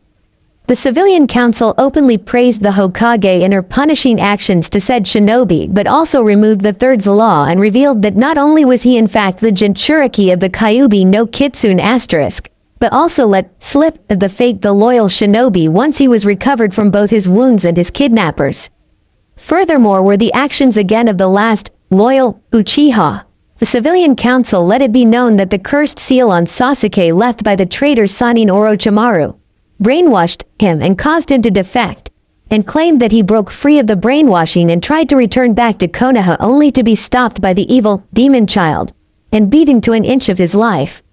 Though the medical files of Uchiha Sasuke were edited by the civilian council to show all the injuries sustained by the demon child, no report, be admission or medical, was shown of the entire recovery team, and specifically all of Uzumaki Naruto's medical report for the mission was mysteriously lost in a fire accident in the archives. The outcry of the nations was immediate, as each major nation made their own decree on the now missing shinobi and the very valuable missing Jinchuriki. The Yondaime Reikage openly stated to his own forces that should the 2 kidnappers known only at the time as Yami and Yuki and the Jinchuriki Naruto be seen by any of his shinobi forces, they were to grant all 3 immediate political and shinobi protection and permission to enter Kaminari no Kuni and be granted asylum with the option to join their village Kumogakure asterisk and to give Naruto assistance in training with his Biju. Even as going as far as secretly allowing his own Jinchuriki Yugito Ni and the Reikage's own adopted brother Killer B asterisk out on search parties. Though it should be noted that after 3 search party attempts that Killer B was given an iron claw to the head and a full thrashing followed by a lariat by his older adopted brother A as he snuck off during one search to attend a rap concert in a neighboring town and was henceforth never allowed to leave the village again. Iwagakure simply chose to hunt them down and collect the bounty from them, as a very large bounty had been offered on Uzumaki Naruto being captured alive by an anonymous client. Though when the 2 Iwa Jinchuriki living in seclusion Roshi and Han were informed, they took off on their own to try find a wayward brother, and looked throughout the Tsuchiai no Kuni and have since not being seen or heard of. Kirigakure also took the same approach as Kumogakure and offered asylum to the three should they ever need assistance or sanctuary. Though with the current mess of things in their own village by the previous actions of the controlled Yondaime Mizukage Yagura, and the loss of the Sanbai in a failed attempt by the remaining loyal forces of Yagura by sealing the Sanbai into captured Konoha Kunoichi Ren and having her lose control in her home village but being unable to prevent her from killing herself by her teammate Kakashi when an opportunity presented itself. Their second Jinchuriki Utakatiya is still considered Miya in Mizu no Kuni. The new Godem Mizukage Terumi Mei took the reconstruction and unification of her village and surrounding areas, including the search for their own missing Jinchuriki and locating the site of the Sanbai's resurrection as a more pressing concern than looking for 3 missing shinobis for the time being. Sanagakure was a different matter altogether. Sabaku no Gara, the Jinchuriki of the Ichibi Shukaku, who had learned of what happened to his very first friend upon arriving back to his village after assisting in the recovery of Uchiha Sasuke, simply walked out of the case cage building and into the desert. That night the whole village awoke to the enraged scream, roaring of not only the Ichibi Shukaku but of also Gara. Konoha had the unfortunate news told to them that Gara was going to be the Godem case cage, and sure enough, when he was deemed old enough and had the support of the village, he became the Godem case cage, and his first act as case cage was to abolish the alliance treaty between them and only left a non-aggressive treaty stating that while they were seen as friendlies, Suna would do nothing in aiding or defending Konoha in any matter. Konoha's civilian council secretly sent spokesman after spokesman trying to gain favor of the populace of Suna to denounce their demon cage and to install a more respectable cage, though every month a special parcel came from Suna to the civilian council. That was the size of a matchbox. Even worse though, when Konoha released the information to each major hidden village that their Hokage was under the influence of a foreign entity, Suna refused to answer any attempts of renegotiating of their treaty. The minor villages and lands such as Takigakure, Yuki, Haru no Kuni, Cha no Kuni, Tori no Kuni and specifically Nami no Kuni were extremely displeased with how Naruto was treated and subsequently chose to not renew their treaties, and in some cases were forbidden to even enter their lands under the threat of death as Daimyo Kazuhana Koyuki had issued, along with the finding and protection of Uzumaki Naruto and his saviors. What could be noted is that upon Takigakure hearing the news of the occurrences in Konoha, their own Jinchuriki Fuyu had the Nanabai disappeared a few months later. Only a few in the village missed her and tried to attempt a search and rescue. The merchant and banking guilds throughout the civilian and shinobi nation had blacklisted Konoha as chose to either direct their own wares and businesses opportunities offers to other lands at a cheaper price.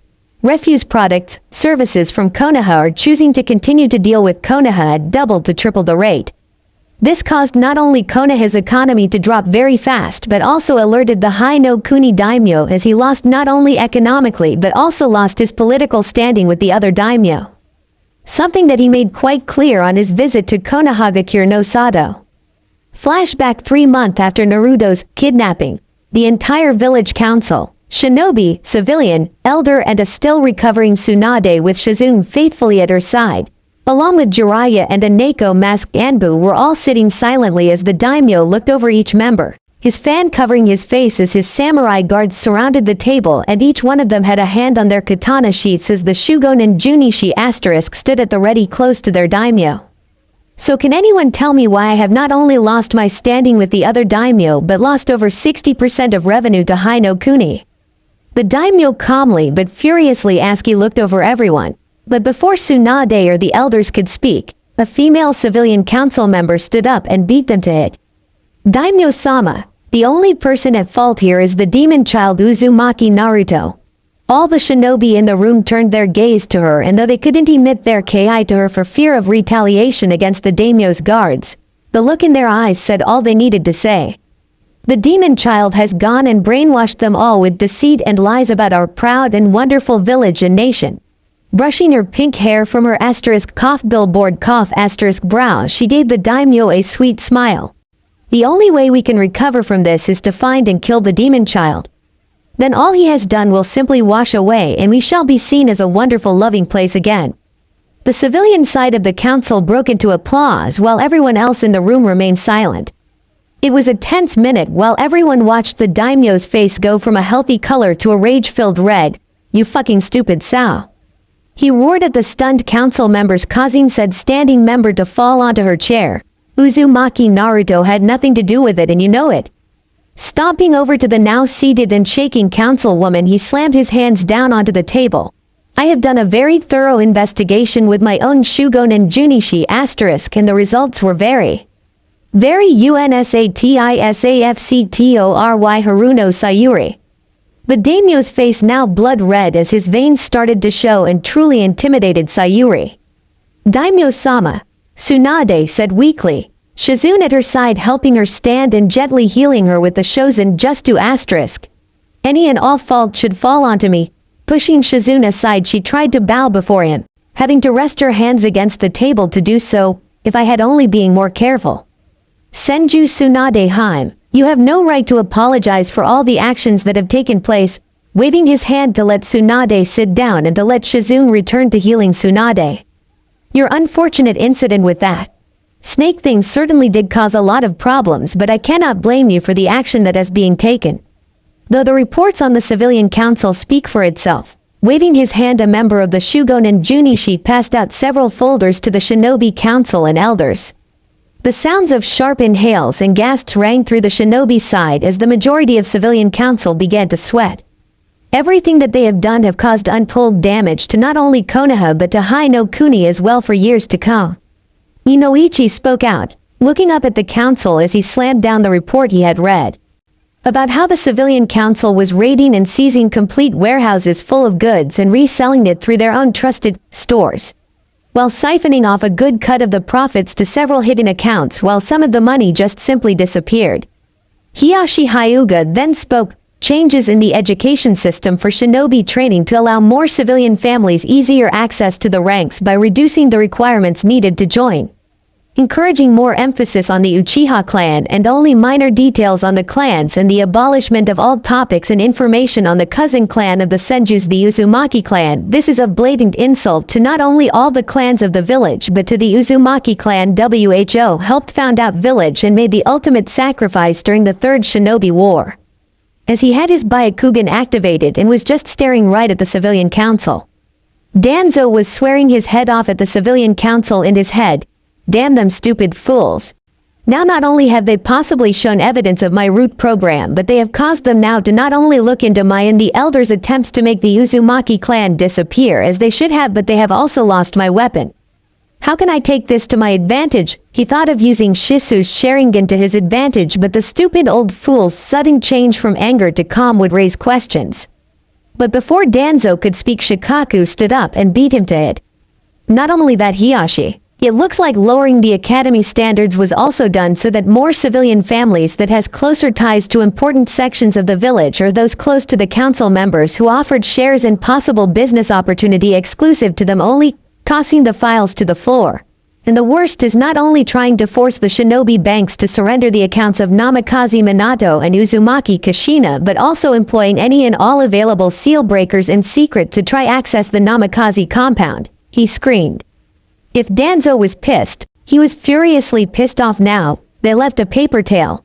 He roared in his head as he gave the civilian side of the council a death glare. "I have been trying to get inside that compound and claim all the Yondaime's jutsus, and they may have now blown it," he thought bitterly. The room suddenly went dead silent as Jiraiya started to laugh out loud and gain everyone's attention. "Seriously? You tried to hire any seal master to break my students' seals? How stupid can you be?" Laughing, he moved closer to the table and laid the folder he was reading onto the desk and gave the entire room a serious glare. "You do know the seals are blood-locked, and any attempt to break them will cause the entire sealed perimeter to collapse on itself and cease to exist. And furthermore, how dare you try and access their bank accounts? They have been set up for a reason, and to be left out of your greedy hands with that." It was then that Haruno Sayuri gained enough courage to speak again. "We have to get access to them.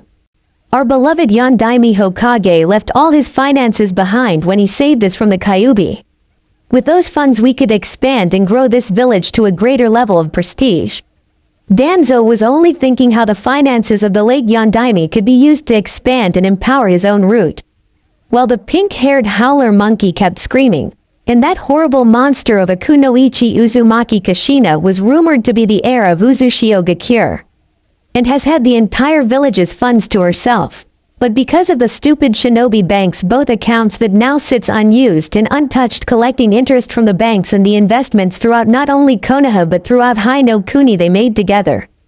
Jiraiya thought to himself as she ranted and raved, is she really that stupid to not be able to connect the dots and see that both Minato and Kushina were doing all the investments together? Let alone they were dating each other. Must be a fangirl thing.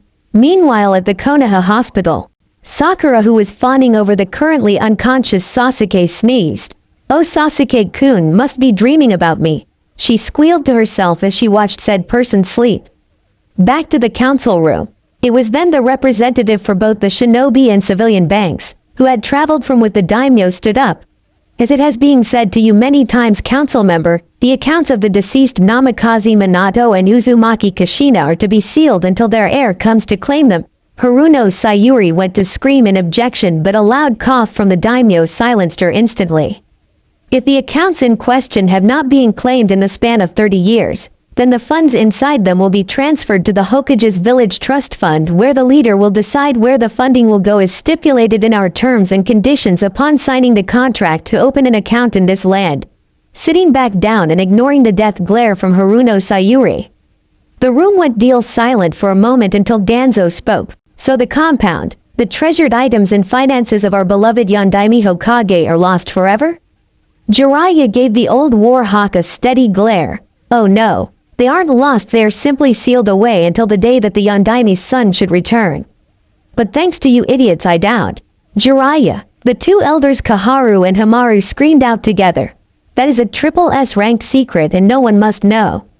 This intrigued everyone's interest, especially Danzo and the daimyo. "Oh, so young Minato-sama and Kushina-chan did have a child?" the daimyo asked, hopeful, as he was informed the dreaded night that he and his pregnant wife had died the night of the Kyuubi's attack.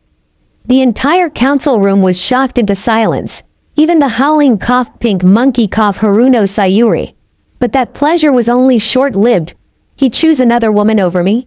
she screamed, and now was trying to plan how to get her daughter to fawn all over his legacy. "I will get the life I deserve." Jiraiya looked directly at the daimyo, showing the lonely sadly in his eyes only to him. "Yes, sire. And it's my unfortunate responsibility that thanks to them," pointing to the civilian council and ignoring the pleas and demands of Kaharu and Hamaru, "that Uzumaki Namikaze Naruto is now no longer in this village." And what seemed to be for a second time, the entire council room was silenced. Haruno Sayuri was doing a wonderful impression of a goldfish out of water, opening and closing her mouth. "This is impossible," a rather fat civilian called out. "If we know Yondaime-sama had left a child, we would have made sure that everything the child wanted was given to him." Finally a new voice rang out through the room. Aburame Shibi, who for the first time in the knowledge of the current council members stood up and spoke. "Just like the logical choice you have done with Uchiha Sasuke?" Realization hit in instantly for the shinobi and took a bit longer for the civilian council to not understand, so Aburame Shibi explained. If young Uzumaki-san had in fact been told of his heritage and addressed as Namikaze-sama, raising his finger at the civilian side, logic would dictate that you all would have done anything within your power to not only win favor with him but to try and ensure that your own personal goals were met before his own.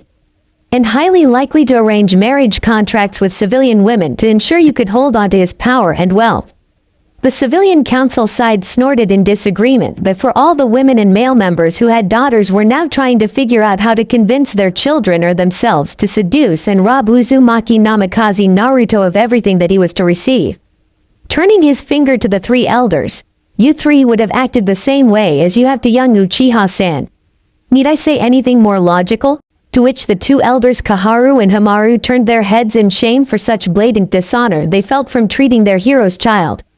Danzo kept a neutral face and was only thinking how to acquire Konoha's weapon, and with the power of both Uzumaki Kushina's Fuinjutsu knowledge and the Yondaime's personal technique, the Hiraishin no Jutsu, to empower his root forces and take control of not only Konoha but the rest of the shinobi villages under his rule forever. Shibi then turned to the Shinobi Council, and logic would dictate that though your clan and my own clan would have done everything in our powers to protect and nurture young Naruto as he grew, and our clan councils would all try find a way to be in Uzumaki-san's good favor, and as the civilian council would have logically thought of to approach Uzumaki-san's legal guardians or Uzumaki-san directly himself as he got older to offer marriage contracts. But to everyone's horror he turned his finger to the daimyo, and logic would see that you would have tried to strip young Uzumaki-san of all his political power or found a way to incorporate them into your own. Being the last known Uzumaki alive and hence would have inherited not only his father's status but also his mother's political status. Logic dictates this quite clearly, and for my dear friend to decree what he did on the day he died was to ensure young Uzumaki-san would grow up as a normal boy. But we can see how illogically the civilian council thought and acted. Everyone in the room was dead silent, and Inuzuka Sume could have sworn she heard a mouse fart with her enhanced hearing. The Shinobi Council bar the Aburame clan, the Hyuga clan and the Kurama clan all bowed their heads in disrespect, where Sume hit the desk with her fist also. The civilian council and the elders were trying to speak, but while some tried to, others had bowed their own heads in shame. The daimyo was horrified at the logical conclusion that the Aburame put against him should the orphan child status be known and wanted to refute him, but knew that it was true and chose to remain silent. After Aburame Shibi had sat down the room enjoying its rare and few moments of peaceful quietness for the third time, before Inuzuka Sume got up and began punching the wall while crying her eyes out and blabbering an apology to someone, though no one could catch the name as it was too illegible under the crying and yelling. To which Shizune made a shadow clone and a hidden purpled hair Anbu appeared to calm down the distraught woman. Then the reaction Shibi had been expecting came. Logically, he told his hive to block his ears so he could block out most of the noise out before he sat down. After a couple hours of long arguments, mainly a small section of the civilian council claiming innocence, to the fact that they had deliberately sabotaged and abused the son of the greatest hero of their village, while the majority claimed that it was a joke and that Naruto was nothing but a demon. Surprisingly, the shinobi side was begging to send out all available clan members to aid in the search of Naruto, to find and return him so that they may try to regain their honor again for failing the fallen Yondaime Hokage. It was the daimyo who stood up and slammed his hand onto the table.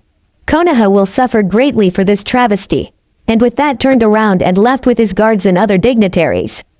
Tsunade, who had been silent mostly due to her recovering injury, spoke. Everything that has happened in this council room will be regarded as a triple S rank secret. Should anyone reveals what happened in here to anyone outside, there will be no trial, no court case, nothing. I will simply have you killed where you stand. Status be fucked. And with that she got up and walked away. Slowly, one by one, the council members left and returned to their homes or clans. Some to inform them the importance of finding and returning Uzumaki Naruto back home to Konoha, where other civilian members got together and tried to plan how to force the demon child to remain in Konoha long enough so that they may have enough time to raid the Yondaime and his wife's wealth and power, and to ensure that the demon brat's legacy runs solely through their family only. It was until Tsunade returned to the Hokage private living quarters in the Hokage Tower with Shizune that she dropped to the bed and broke down crying. Shizune too had tears running down her face as she tried to keep up with healing Tsunade. While Jiraiya stood outside the door of said room, his own tears running down his cheeks as he swore on his life, "I will find you and bring you home, Naruto." Flashback ends. Jiraiya was brought back to reality as the guard banged against the prison's door bars and pushed forward a tray of food onto the shelf on the door. "Eat it before it gets cold, and please keep any noise to a minimum," before walking away. Jiraiya cautiously approached and took the food and slowly began to eat it, tasting for any poisons or any drugs in it. Once he was sure that it was safe, he consumed it all. Smirking after he ate, he let out a loud belch to annoy the guards before proceeding to go to bed and sleep. Later that night, Jiraiya was standing up looking into the mirror and while light that was being shined from the weak light bulb as he tried to inspect the seal on his chest that wrapped around his body. "Blasted seal," Jiraiya complained as he tried to access his chakra but could feel the seal instantly drain Jiraiya of it and give a burning sensation through his chest. Deciding he had enough information about its design and structure, he returned to the chair and desk and with the paper and pencil provided he began to draw a rough sketch of what he could see of the seal. It's defiantly an Uzumaki design, but it is of a different construct. But how did they get it? Jiraiya pondered as he slowly traced the pencil over the spiral he had drawn on the paper. Standing up and moving to the cell's edge and slightly peeking his head out, he found the guards down the end playing a card game. Perfect, Jiraiya smirked as he moved to the back corner of his cell. Well, here goes nothing, gulping and forming the ram symbol.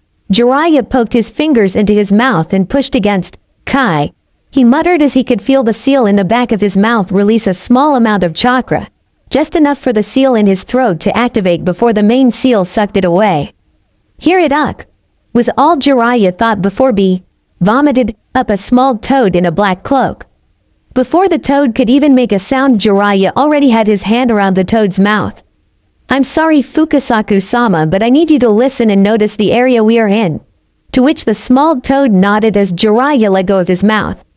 Jiraiya-chan, Fukasaku whispered. It seems to me that you were captured, no? To which Jiraiya could only shamefully nod. I see, the toad pondered as he hopped down from the table onto the floor. Well, guess I'll have to save the day once again. This time I hope it's not from a horde of angry women. Or for that matter a village full of women you have angered. Fukasaku croaked as quietly and as humorously as he could. I assure you that it is not the case, Jiraiya spoke softly. He slowly looked around to ensure he was still alone. Though I am a bit of a pickle, pointing to his chest, so Fukasaku. My entire chakra network has been sealed off and I don't have a clue how to unseal it nor how to combat it. Fukasaku squinted as he tried to view the seal in the poor light. I can't do anything about that, sorry, Jiraiya-chan. Clapping his hands together, he closed his eyes. Fukasaku then proceeded to hop towards the jail door. I will try and get the key to your cell door. For some reason I am unable to reverse summon. Perhaps a seal within this prison? Just as Fukasaku was about to jump out of the cell, a cold voice rang out. You are not going anywhere.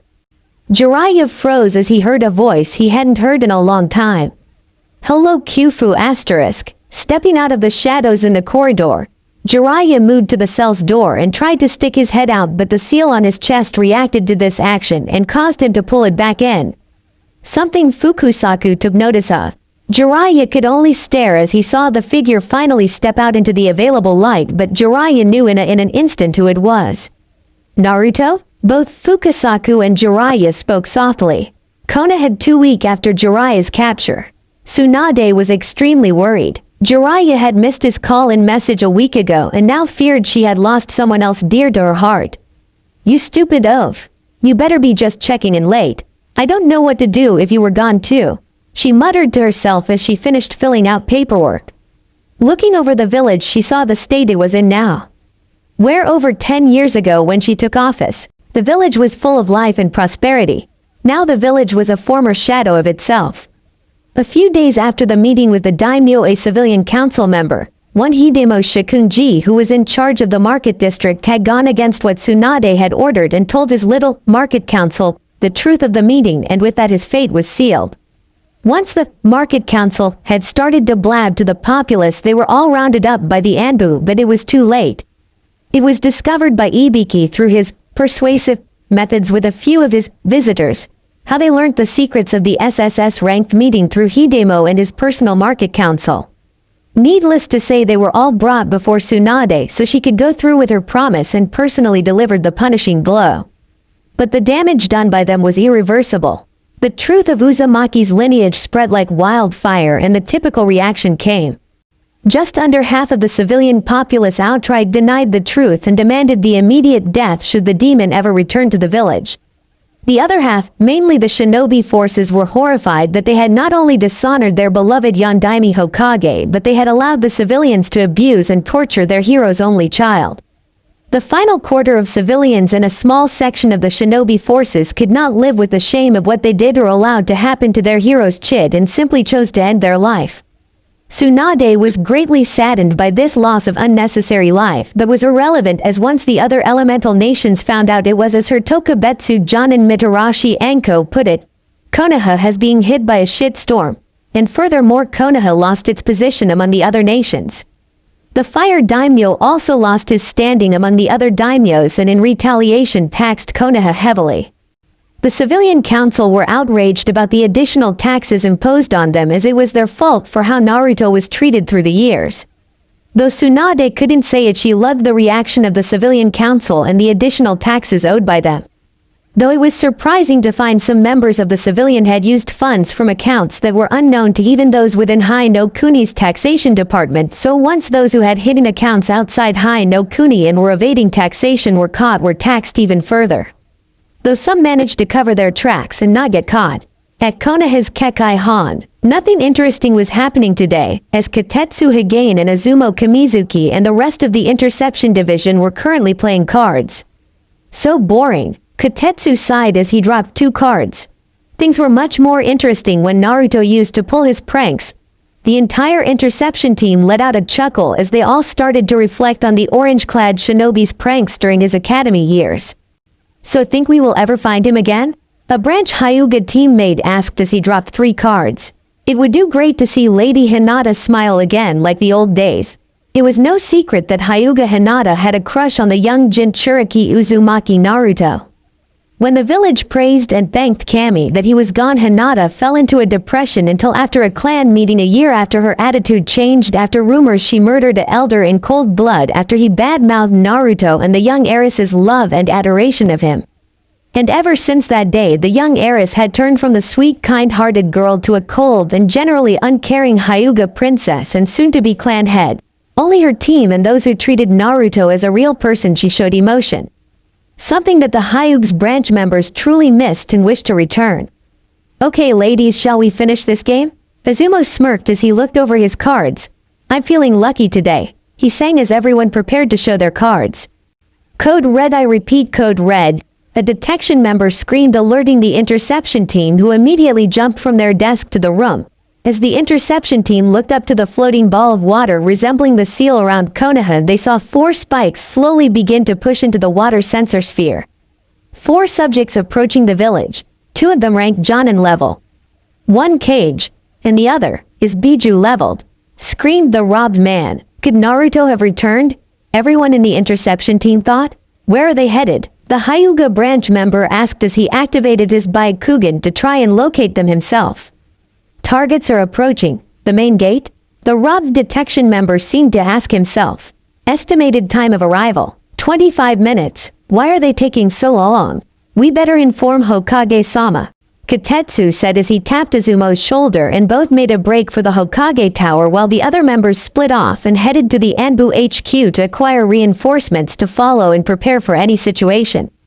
Hokage office. Tsunade was smiling as she finally finished signing off the final paperwork and had retrieved a clear glass bottle from between her cleavage. Personally bottled sake after a long day of work. Tsunade smiled as she slowly began to drink from it. Hokage-sama, Azumo screamed as he burst through the door, only to receive an empty bottle to the head. Tsunade-sama, I did warn him, Shizune said as she and Katetsu entered the room. Hokage-sama, we have come to report a code red from the Kekai Han. 4 individuals are approaching the village's main gate. Tsunade snorted. And why would that be considered a code red? She asked in disbelief. Azumo, who had gotten up, answered immediately, one of them has Biju level chakra. And with that, Tsunade was up. Could it be Naruto? She screamed as she ran past them and headed out of the building towards the front out of TYHE. Just outside Konoha's main gate. It seems that Konoha has been alerted to our position. Walter spoke as he wiped his monocle and put it back on. So what do we do after we hand the scroll over? Asked a tall young man, only wearing a white trench coat with a kanji kyodai eye and fixing the straps on what appears to be a knuckle duster gauntlet. Simple, we find the strongest fighters in this pathetic village and have some fun. Spoke the taller companion, dressed in a black hakama and keiko gi and was wearing a white coat with the number 11 stitched on its back. But Ken-chan, I want to go to a hot spring and have some chocolate. A small pink-haired girl said as she bonked her fist on top of his head. Calm down Yachiru, we will get you a lot of chocolate, Ken-chan, said as Yachiru began to squeal unhappily. Walter smiled at the interaction between Kenpachi and his adopted daughter, Turning his head, he could see Konoha's gates were only a few minutes away, and his eye narrowed at the now large formed group of Konoha's forces now stood at the ready at the gate with what Walter presumed to be the Hokage. "This will be quite interesting," Walter said as he adjusted his monocle. Konoha's paw, Tsunade, stood hopeful at the village's main gate, praying to Kami Almighty that it was Naruto and perhaps some friends he made while he was gone and that he was coming home. Hitaki Kakashi stood alongside Tsunade when he heard from a friend in Anbu that they were being deployed to a Biju-leveled person approaching the main gate with several other high-leveled members. He too hoped that it was Naruto. Out of all the shinobi shamed by their actions, he personally felt like he was the most dishonored. Being Minato's own student, he should have been there for Naruto when he was growing up, but he believed that once he was Naruto's sensei, he could take better care of him. But the civilian council and the elders put a stop to that and convinced Kakashi he had to support Uchiha Sasuke and began to neglect not only Naruto but his other student Haruno Sakura, who had become a student under Tsunade for a while. A crowd slowly began to form of both civilian and shinobi. The shinobi because they were informed of the sudden deployment of Anbu, where the civilian were just curious as to why their Hokage and a deployment of shinobi in Anbu at the front gate. The civilian and shinobi clan heads all stood with Tsunade and awaited the arrival of the four travelers. Back to normal path. It was a tense 5 minutes before the four travelers arrived at the front gate, and the Konoha group stood silently as the Hokage stepped forward, upset that Naruto wasn't with them but chose to welcome them anyway. "Greetings, travelers, and welcome to Konohagakure." She offered her hand towards the man wearing a suit and a monocle. "I thank you for meeting us, Hokage-sama. I am Walter C. Dornas. To my left is Kenpachi Saraki, leader of the 11th Legion, and his adopted daughter Yachiru Kusajishi." Kenpachi steps forward with Yachiru sitting on his shoulder.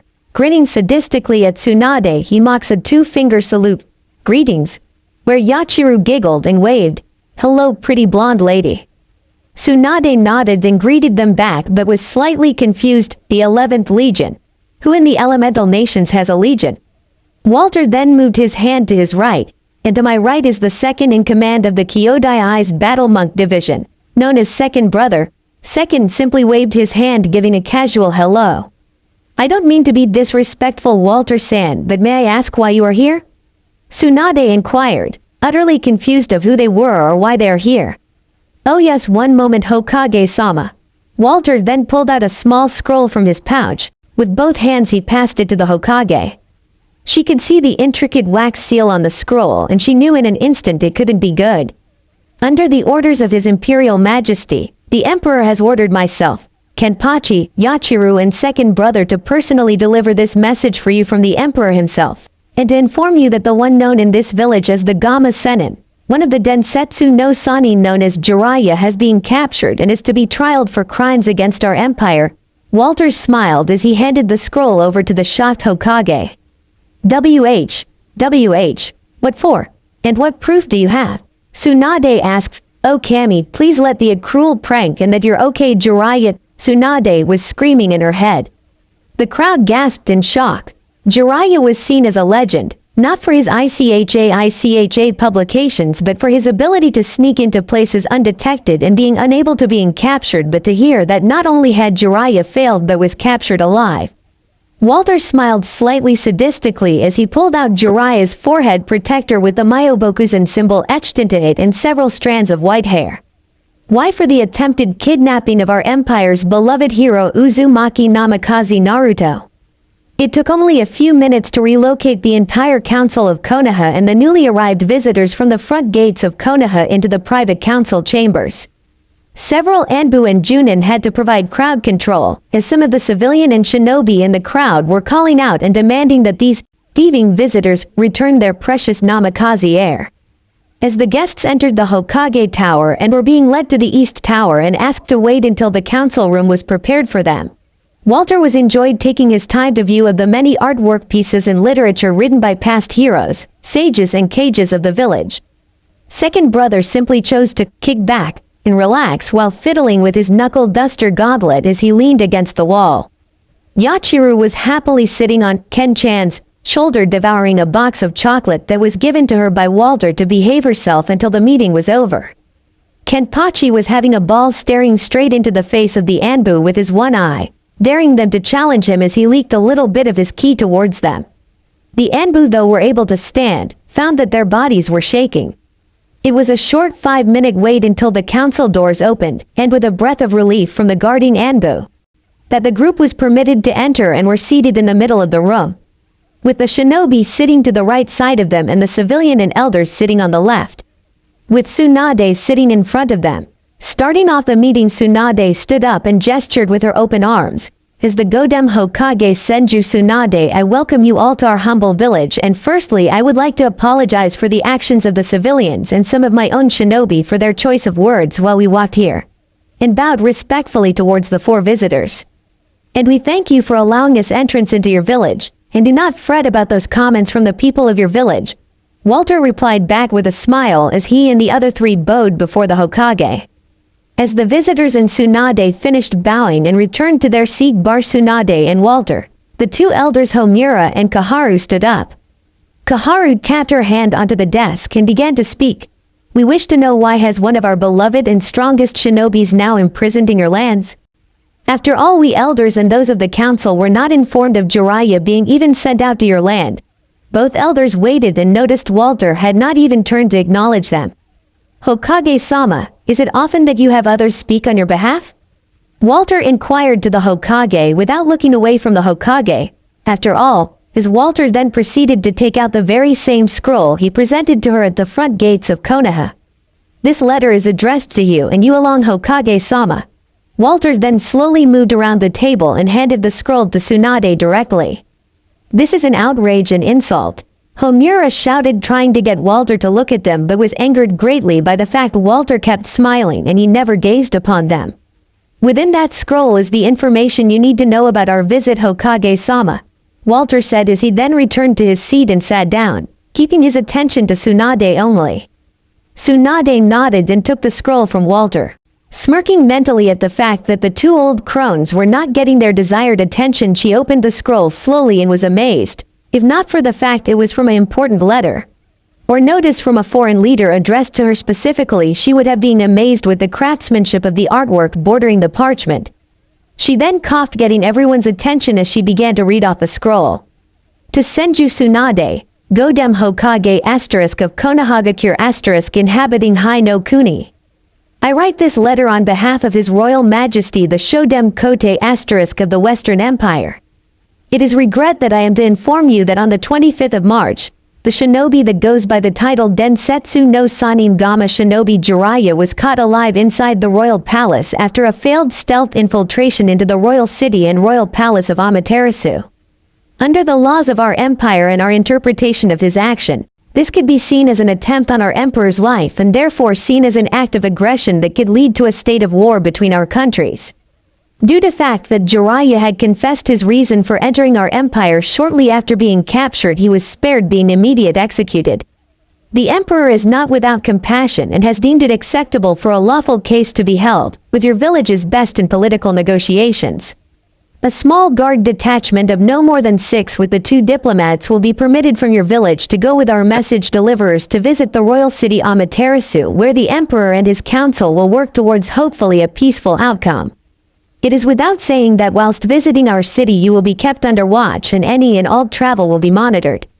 Furthermore, any attempts of contact with one Uzumaki Namikaze Naruto will be prohibited unless authorized by the emperor himself. If these negotiations prove to be fruitful for both parties, perhaps the emperor may visit the eastern nations for further diplomatic and possible trade negotiations. I personally hope that this incident shall be resolved peacefully and without complications. Written on behalf of the Emperor, by Hachima, advisor to the Emperor and member of the Inner Court Council. Placing down the scroll, Tsunade could only look over it with shock. They want us to send a team to represent Jiraiya in a criminal court case? She thought as the room filled with murmurs between council members while a few clan heads sat in silence. Are you serious? A voice rang out and all turned to see sitting on the shinobi side to see sitting somewhat arrogantly on his chair. It's obvious to see that Jiraiya only went to find that baka of Adobe and bring him back home, not that it wouldn't matter. Uchiha-sama, need me remind you that you are not permitted at this time to voice any of your own personal opinions until the floor is open for discussion. Haruno Sayuri sweetly spoke out across the room to Sasuke, who only snorted and leaned back into his chair and ate a Pocky stick loudly. Tsunade could only glare at Uchiha Sasuke and the disrespect he was showing their guests. Walter smirked and adjusted his monocle and then his gloves. The child should know to be silent, and with a quick wave of his hand he gave him a very hard glare, and let the adults talk, you disrespectful little shit. Sasuke only glared at Walter and then watched in shock as his Pocky stick fell apart into very thin slices. How did he do that? Sasuke, though, before his ears were assaulted by the one and only Hokage-sama. He is attacking Uchiha-sama, arrest him. Sayuri screeched whilst pointing at the Walter, resulting in all members in the room to cover their ears bar the 4 visitors. "Oh, I didn't know Konoha had a tamed banshee as a civilian," second brother said with the utmost honesty one could have in their voice. Meanwhile in Konoha, a certain pink-haired kunoichi sneezed loudly. "Oh, Sasuke-kun must be thinking about me," giggled Sakura as she walked down the street with her groceries in hand. Back in the council room, the room instantly fell into a state of stifled giggles and snorts, besides said Screecher and Sasuke, who was glaring at Walter with his Sharingan activated. "How dare you attack me? I am Uchiha Sasuke, elite shinobi of Konoha and the one to defeat Orochimaru." Walter just snorted and turned his attention back to Tsunade. "Hokage-sama, we will permit you only 3 days to prepare your diplomatic team as we have a long journey ahead of us," Walter said, bowing to her before sitting down. Kaharu had enough and slammed both her hands down on the table. "How dare you? First you attack Uchiha Sasuke, then you have the audacity to order our Hokage on what to do. And the most important is that you show no respect to the advisors of the Hokage." Second could only let out a light laugh. "Respect? It's earned, not given, and by the Gaki told us, be lucky we aren't smashing your skulls." And the civilian, jerking his thumb to the civilian council side, "in for how you had him live and treated for the 12 years he lived in this cesspool of a village." Walter smiled and nodded in appreciation towards second.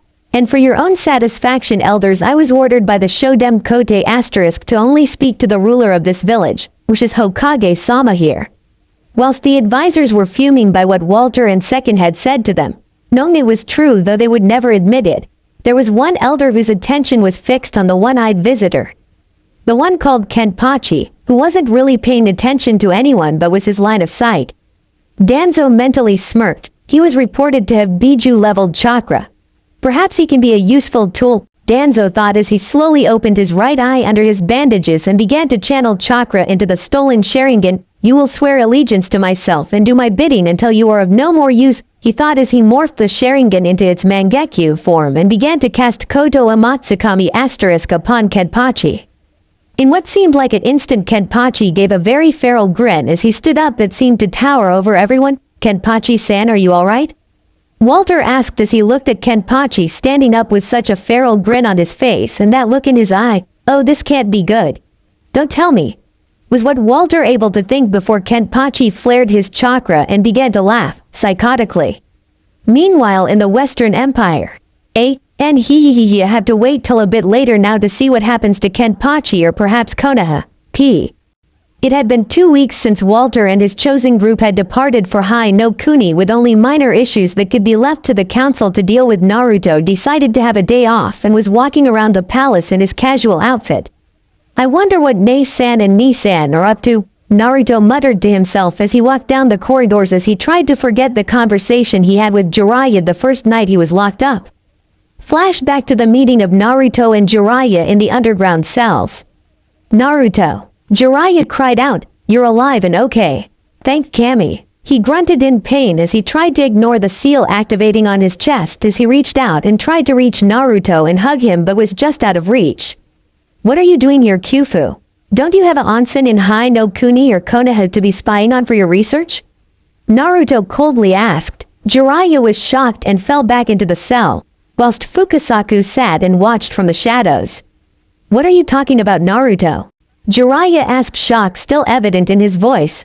"I've come to get you out of here and take you back home to Konoha." Standing up he looked at his godson who only glared back at him with his piercing blue eyes. "I messed up alright, Gaki. I should have been more observant that day in the sealing room, but I promise that I will make it up to you." I have so much to teach you, and of course I know how to give you back the ability to summon Toad again," Jiraiya said with a smile on his face. Looking at Naruto, he couldn't help but feel worried. The Naruto standing before him stood still. He wasn't showing any kind of emotion. "Isn't the great Naruto?" Jiraiya said, worried. "You can be just like you were before." "Shut up," Naruto screamed, shocking Jiraiya to the floor once more. "Do you think I want to go back there?" Naruto asked, anger lacing his voice. "And why would I want to go back with my Kyufu who left me alone in Konoha for the first 12 years of my life?" Naruto took a step closer to the cell bars, who taught me with only the barest of instructions and left me on my own without any further assistance to go peep on women and spend my hard earned Rio in those cheek whorehouses. Taking another step closer, he watched as Jiraiya moved away, and WHO just SAT back for a whole year before getting off his ass and actually look for me. Naruto all but yelled, flaring his chakra. Jiraiya could only sit there and look on in horror as Naruto tore him a new one and felt he was losing the little hyperactive boy he once knew. "What happened to you, Naruto? Is it because the seal broke?" And in that instant Naruto's blue eyes seemed to have darkened. "Yeah, I did change once the seal broke. After all, I finally found out who my parents were after they appeared to repair the seal and asked why didn't my Kyufu look after me like you promised." Jiraiya's face dropped as he started to shed tears and to hide his shame-filled face. "So Kyufu, are you going to tell me why you left me abandoned in Konoha for all those years and only took notice of me when—" Naruto placed his hand over his stomach. "When the Biju sealed within me was threatened. After all, I wasn't guarded and trained like other hidden villages Jinchuriki after all. I had to try and learn by myself how to live in a village that was only happy to see me fall down and celebrated the day I was stolen. So tell me, Jiraiya, why should I keep calling you Kyoufu? Since you never did the one thing my parents Namikaze Minato and Uzumaki Kushina asked of you before I was born." Naruto's eyes began to glow red as he tapped into Kurama's rage-filled chakra as looked down onto the now crying Sannin Jiraiya. "Naruto, calm down. You're pulling out my rage and hate-filled chakra," Kurama groaned within his seal as he returned to sleep. Naruto, though listening to Kurama and began to cut his use of the chakra, was still full of anger as he kept pressing his Kyufu. "You should have seen their faces after they repaired the seal and asked what had happened to you, as the moment you put the Kachiyose no Keiyaku Fuin no Jutsu onto me, it damaged the Hake no Fuin Shiki and they couldn't see anything outside the seal. Oh, how fun it was to tell them of everything that happened after you sealed me and how that you had several chances to save me after that, but no, peeping on ladies at ONSENS were more fucking important for you." Naruto screamed before reaching in and pulling on Jiraiya's hair, bringing him face to face. "And you know what they told me?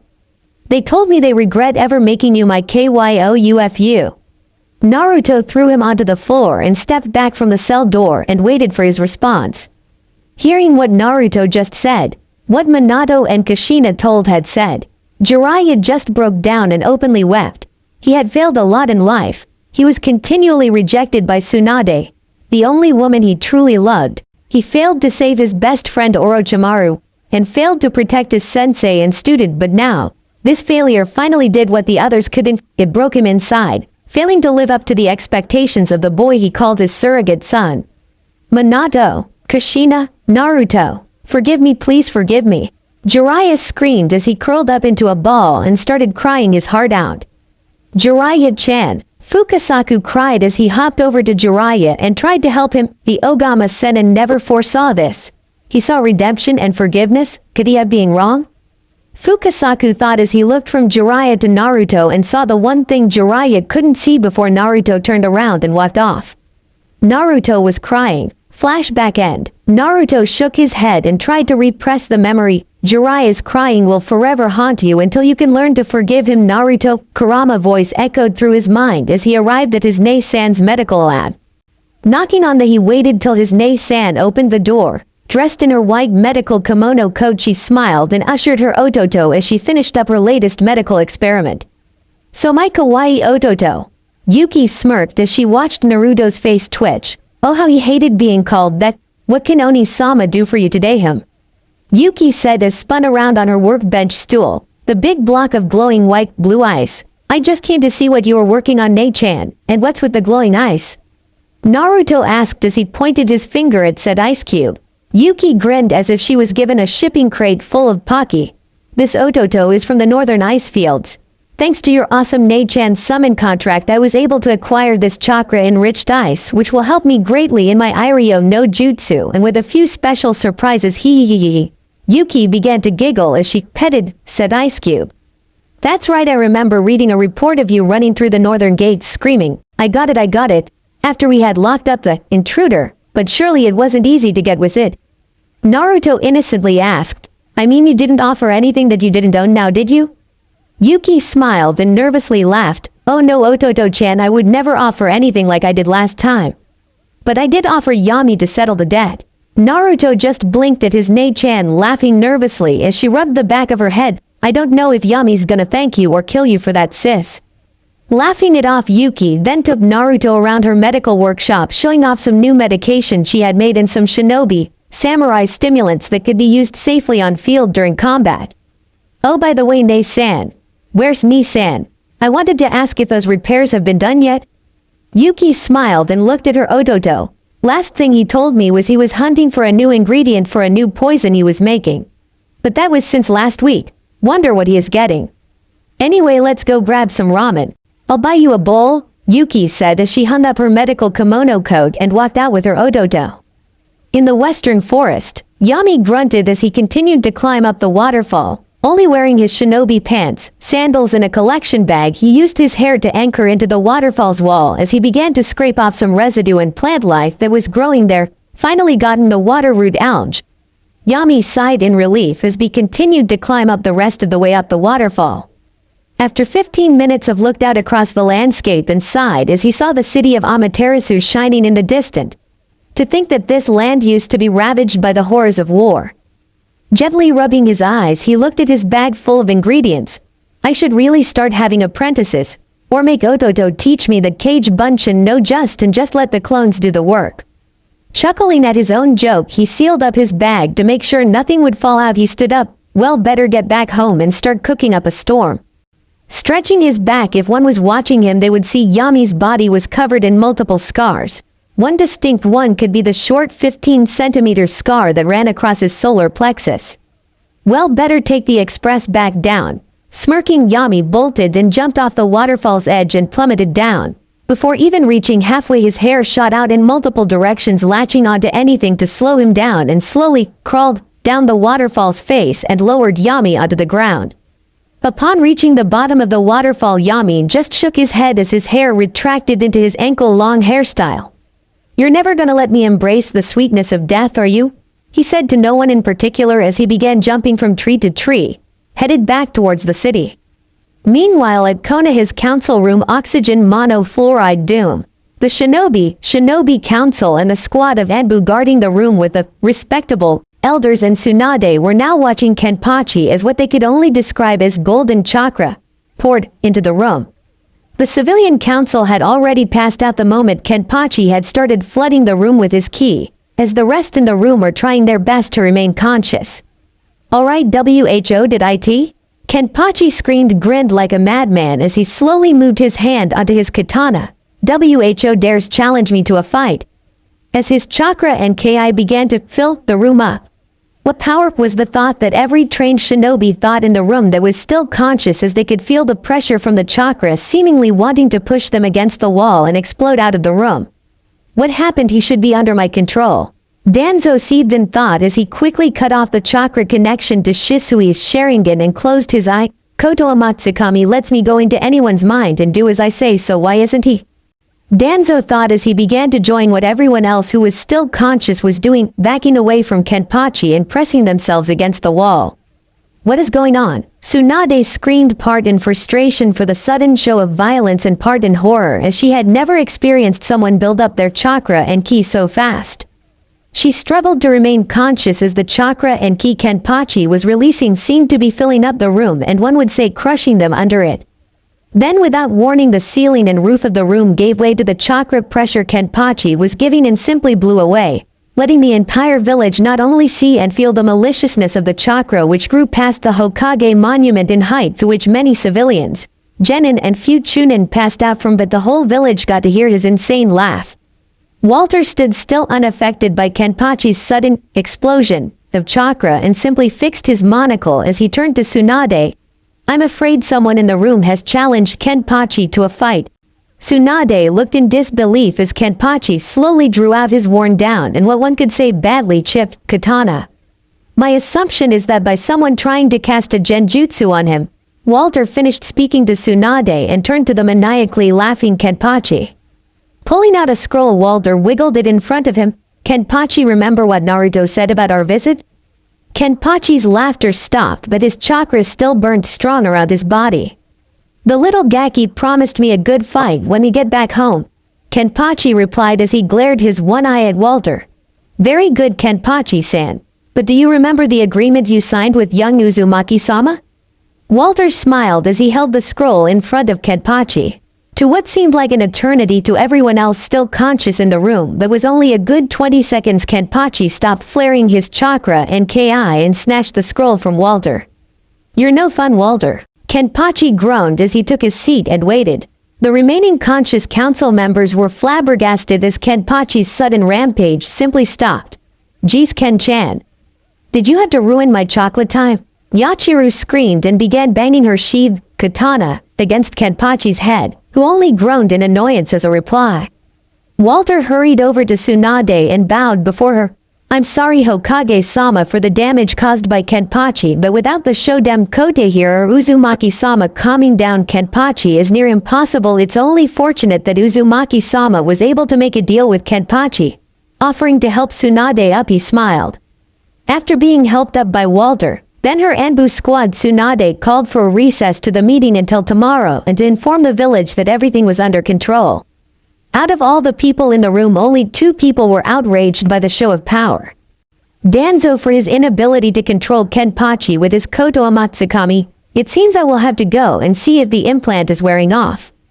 My Koto Amatsukami has never failed me before," he thought to himself as he left the tower to his personal residence. The second was Uchiha Sasuke. "How dare someone have power that exceeds my own? All power like that should belong to the Uchiha automatically. I have to find out how he is so strong."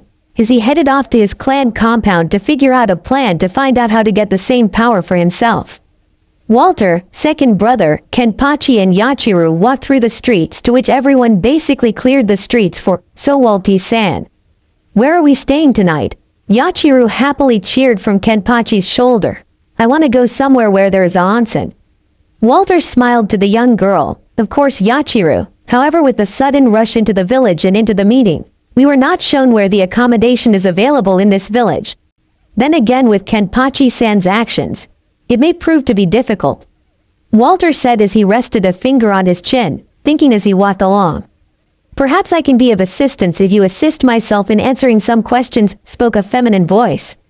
Turning around, they saw a young lady in a very expensive kimono, her midnight blue hair hanging over her shoulders, the yin and yang symbol proudly shown on her kimono. But what caught everyone's attention was her lavender-white pupil-less eyes that seemed rather cold. Walter smiled. He knew who this girl was instantly. "Lady Hyuga Hinata, I presume?" Giving a deep bow to her.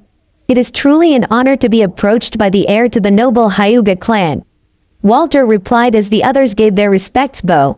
"If I may ask, how can we assist you?" Hinata only looked over them, slowly walking up to Walter before coldly stating, "Everything you can tell me about Uzumaki Namikaze Naruto, the stuff you wouldn't tell the Hokage about."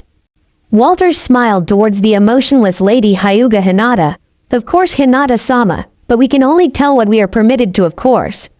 We do not want to get further into trouble with this village," Walter said with a sweat drop as he turned his gaze to the Hokage Tower, where the structure to the left of the tower was undergoing emergency repairs.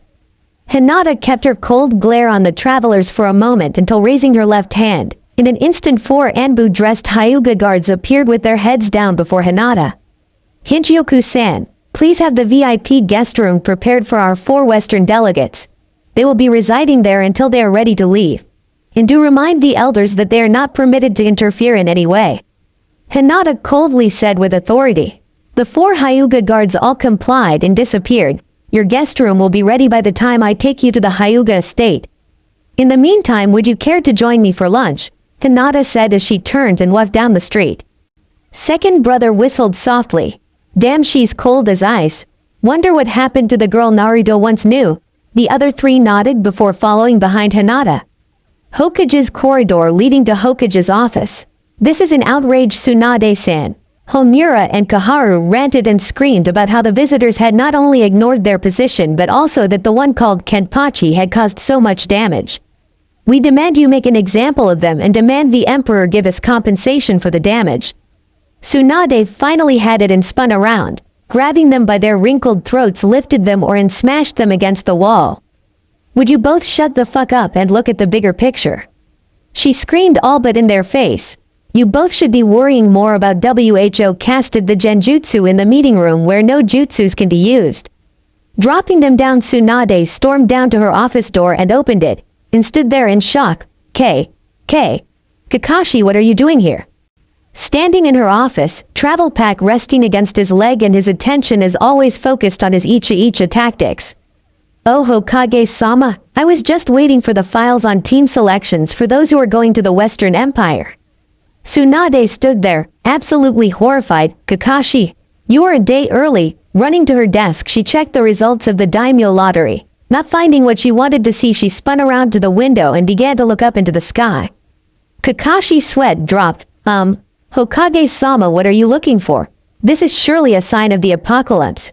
You're a day early, Tsunade screamed. Meanwhile, in the Western Empire, Naruto was enjoying his walk through his garden, debating on how to approach the situation with Jiraiya. Stopping, Naruto felt an ice-cold shiver run down his spine before his body shivered violently. Looking up to the sky with horror, he quickly bolted back inside the palace.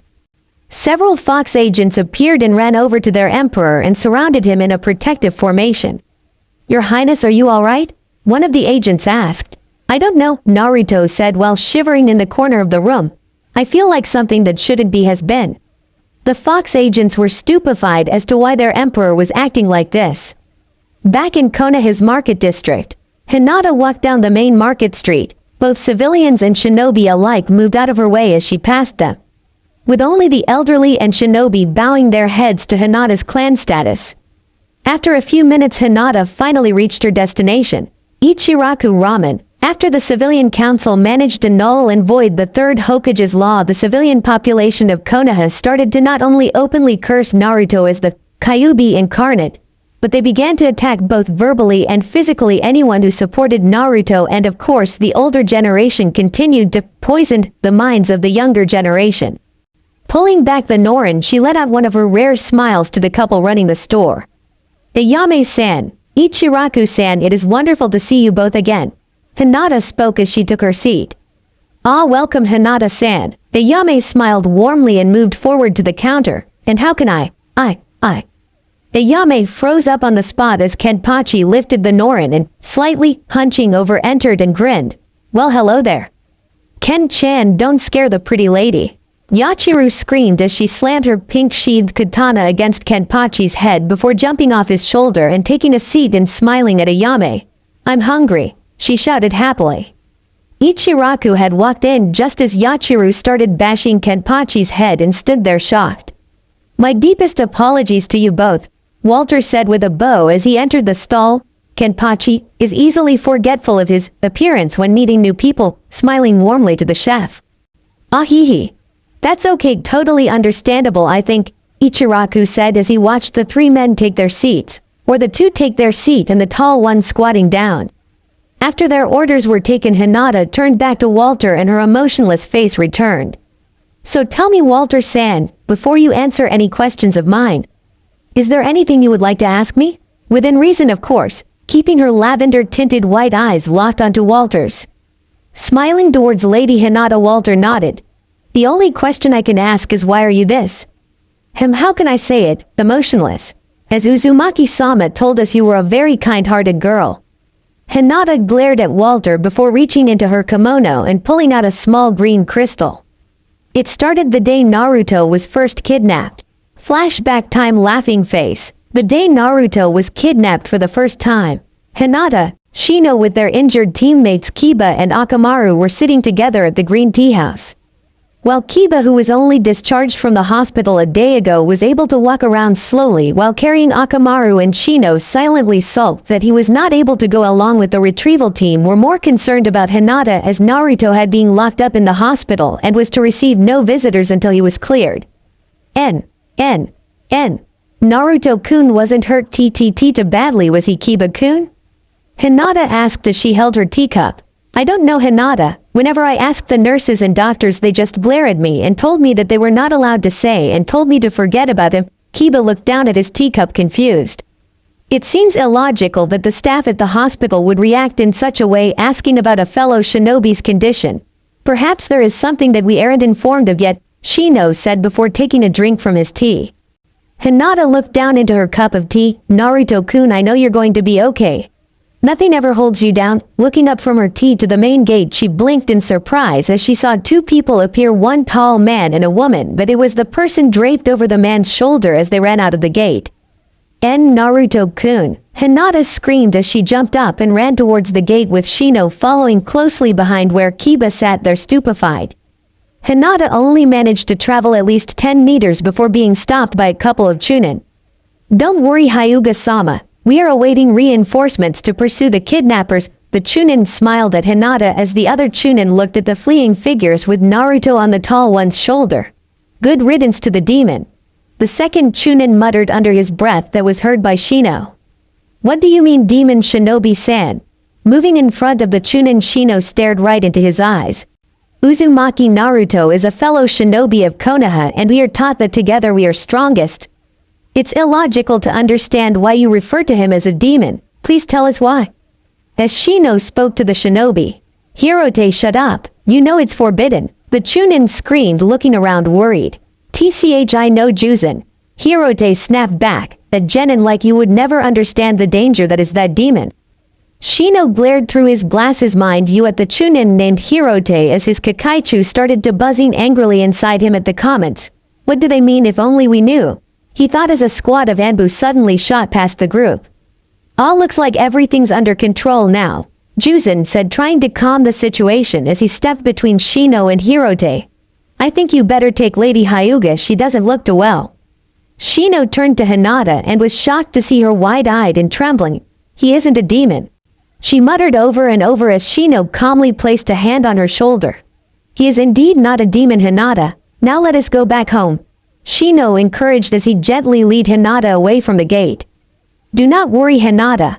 I am sure that Naruto will be rescued and the kidnappers apprehended, sitting Hinata down on a bench near the front gate. If you like to, Hinata, Shino, Akamaru and I will sit with you here until you are required to go home, Kiba said as he walked up slowly with Akamaru in his arms. Thank you, Hinata mumbled as she sat down with her teammates and waited. Flashback 1 ended. Hinata slowly ate the ramen that was in front and continued her story. Though I was not present when Naruto did return on his own free will and was kept locked with the main family members when the shinobi and kunoichi forced their way into the village by the summoned gorilla. A week after Tsunade-sama's condition was made known to the shinobi forces and clan heads. Flashback 2 began. Cheeky smiley face. That night at the Hyuga compound's clan meeting room, Hinata sat next to her father as he and the clan elders began their emergency clan meeting. She didn't want to be there, but she didn't want the elders to use her absence as a means to continuously demean her position as heiress. Furthermore, Hiyashi, with the recent events we should solidify our standing position as the most powerful clan in Konoha and not aid in the demon's recovery. The elder by the name of Urajiri called out, the Hyuga clan is one of the most powerful clans within Konoha, and to stand back and do nothing will result in our downfall. Another elder shouted back as Hiyashi sighed and rubbed his temples. Damn these idiotic elders, he thought to himself as he watched the elders scream back and forth. Looking down to his sides, he saw his second-born daughter and heir to the clan, Hanabi, sitting attentively even though he could tell she was trying her best to not break face. She will be a fine clan head, he thought to himself. Turning to his firstborn, he mentally sighed as he saw she had her head down and was clenching the legging of her kimono tightly in her hands.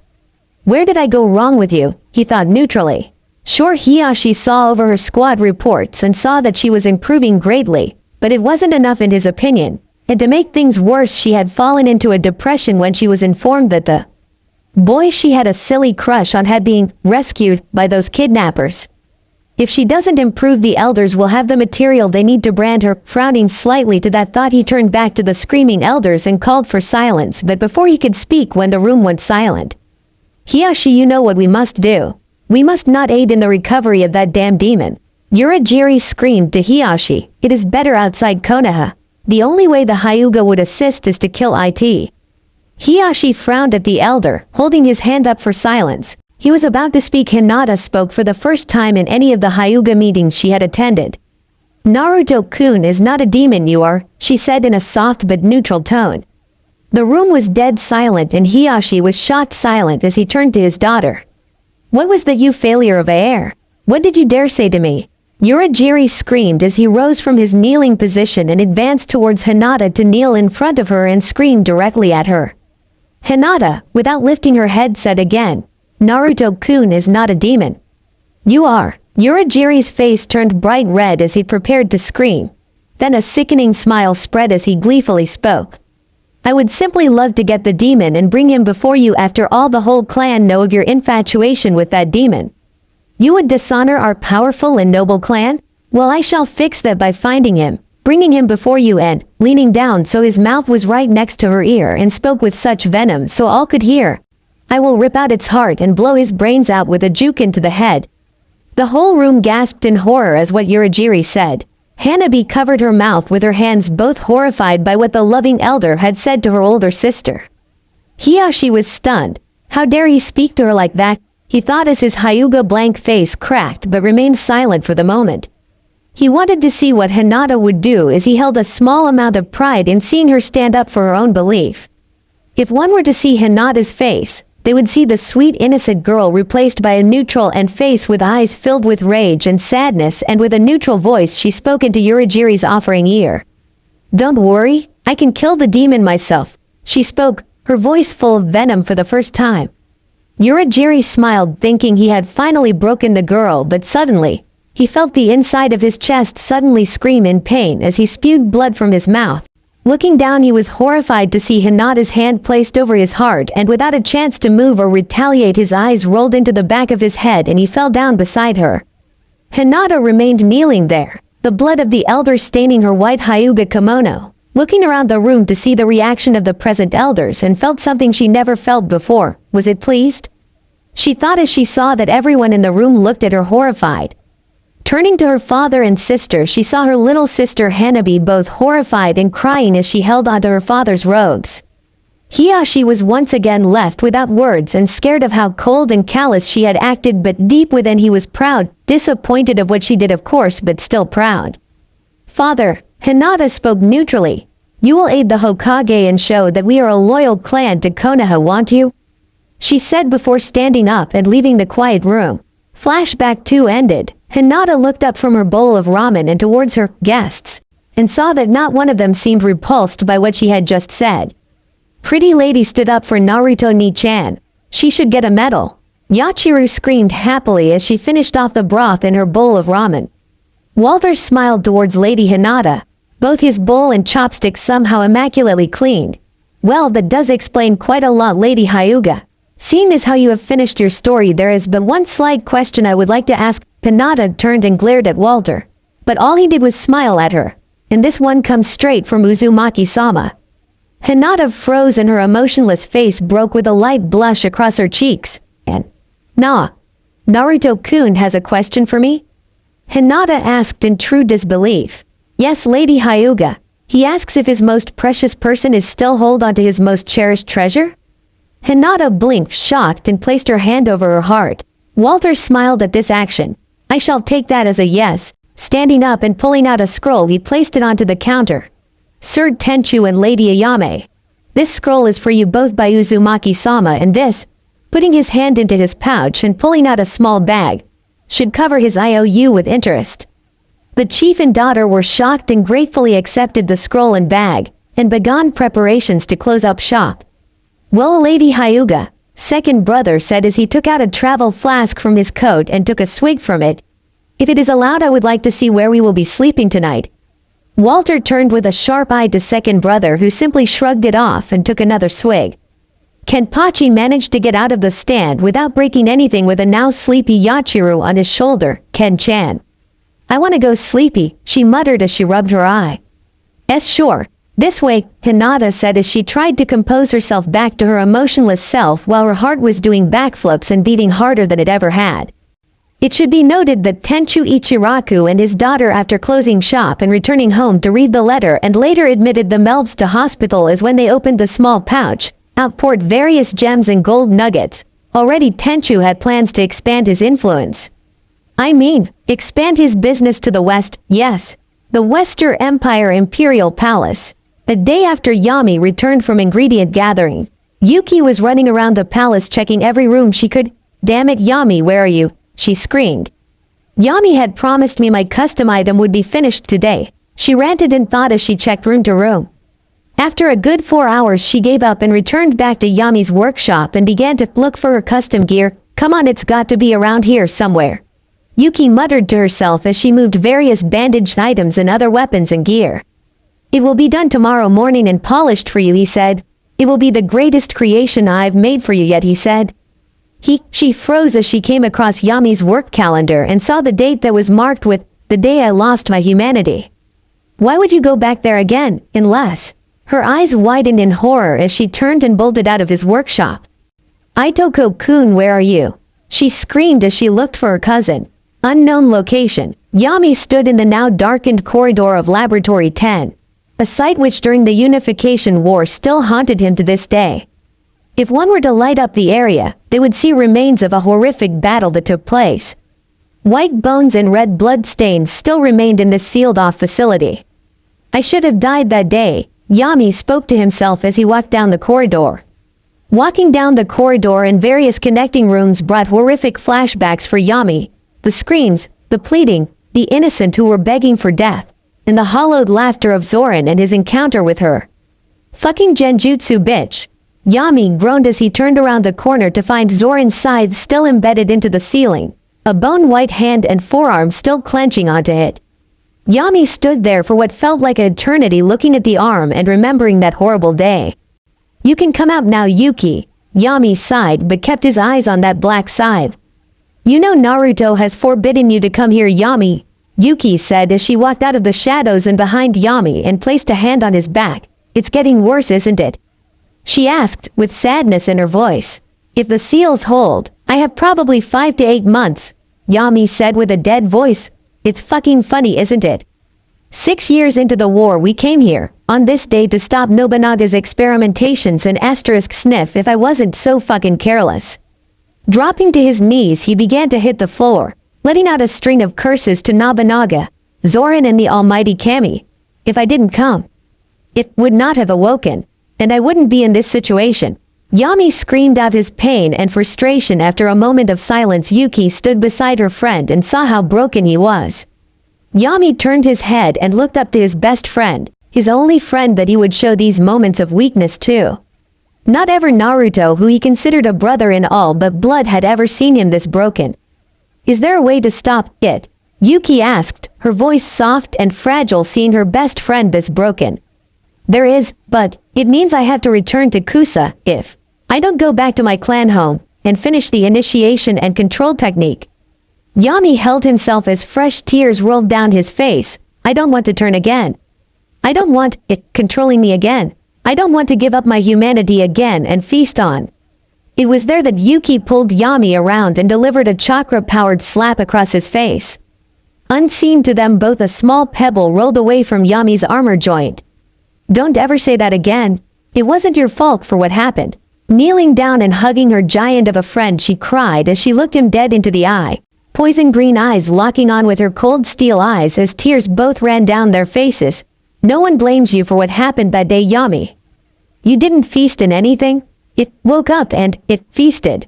The Creed have long ago forgive you for what happened to their Grand Master.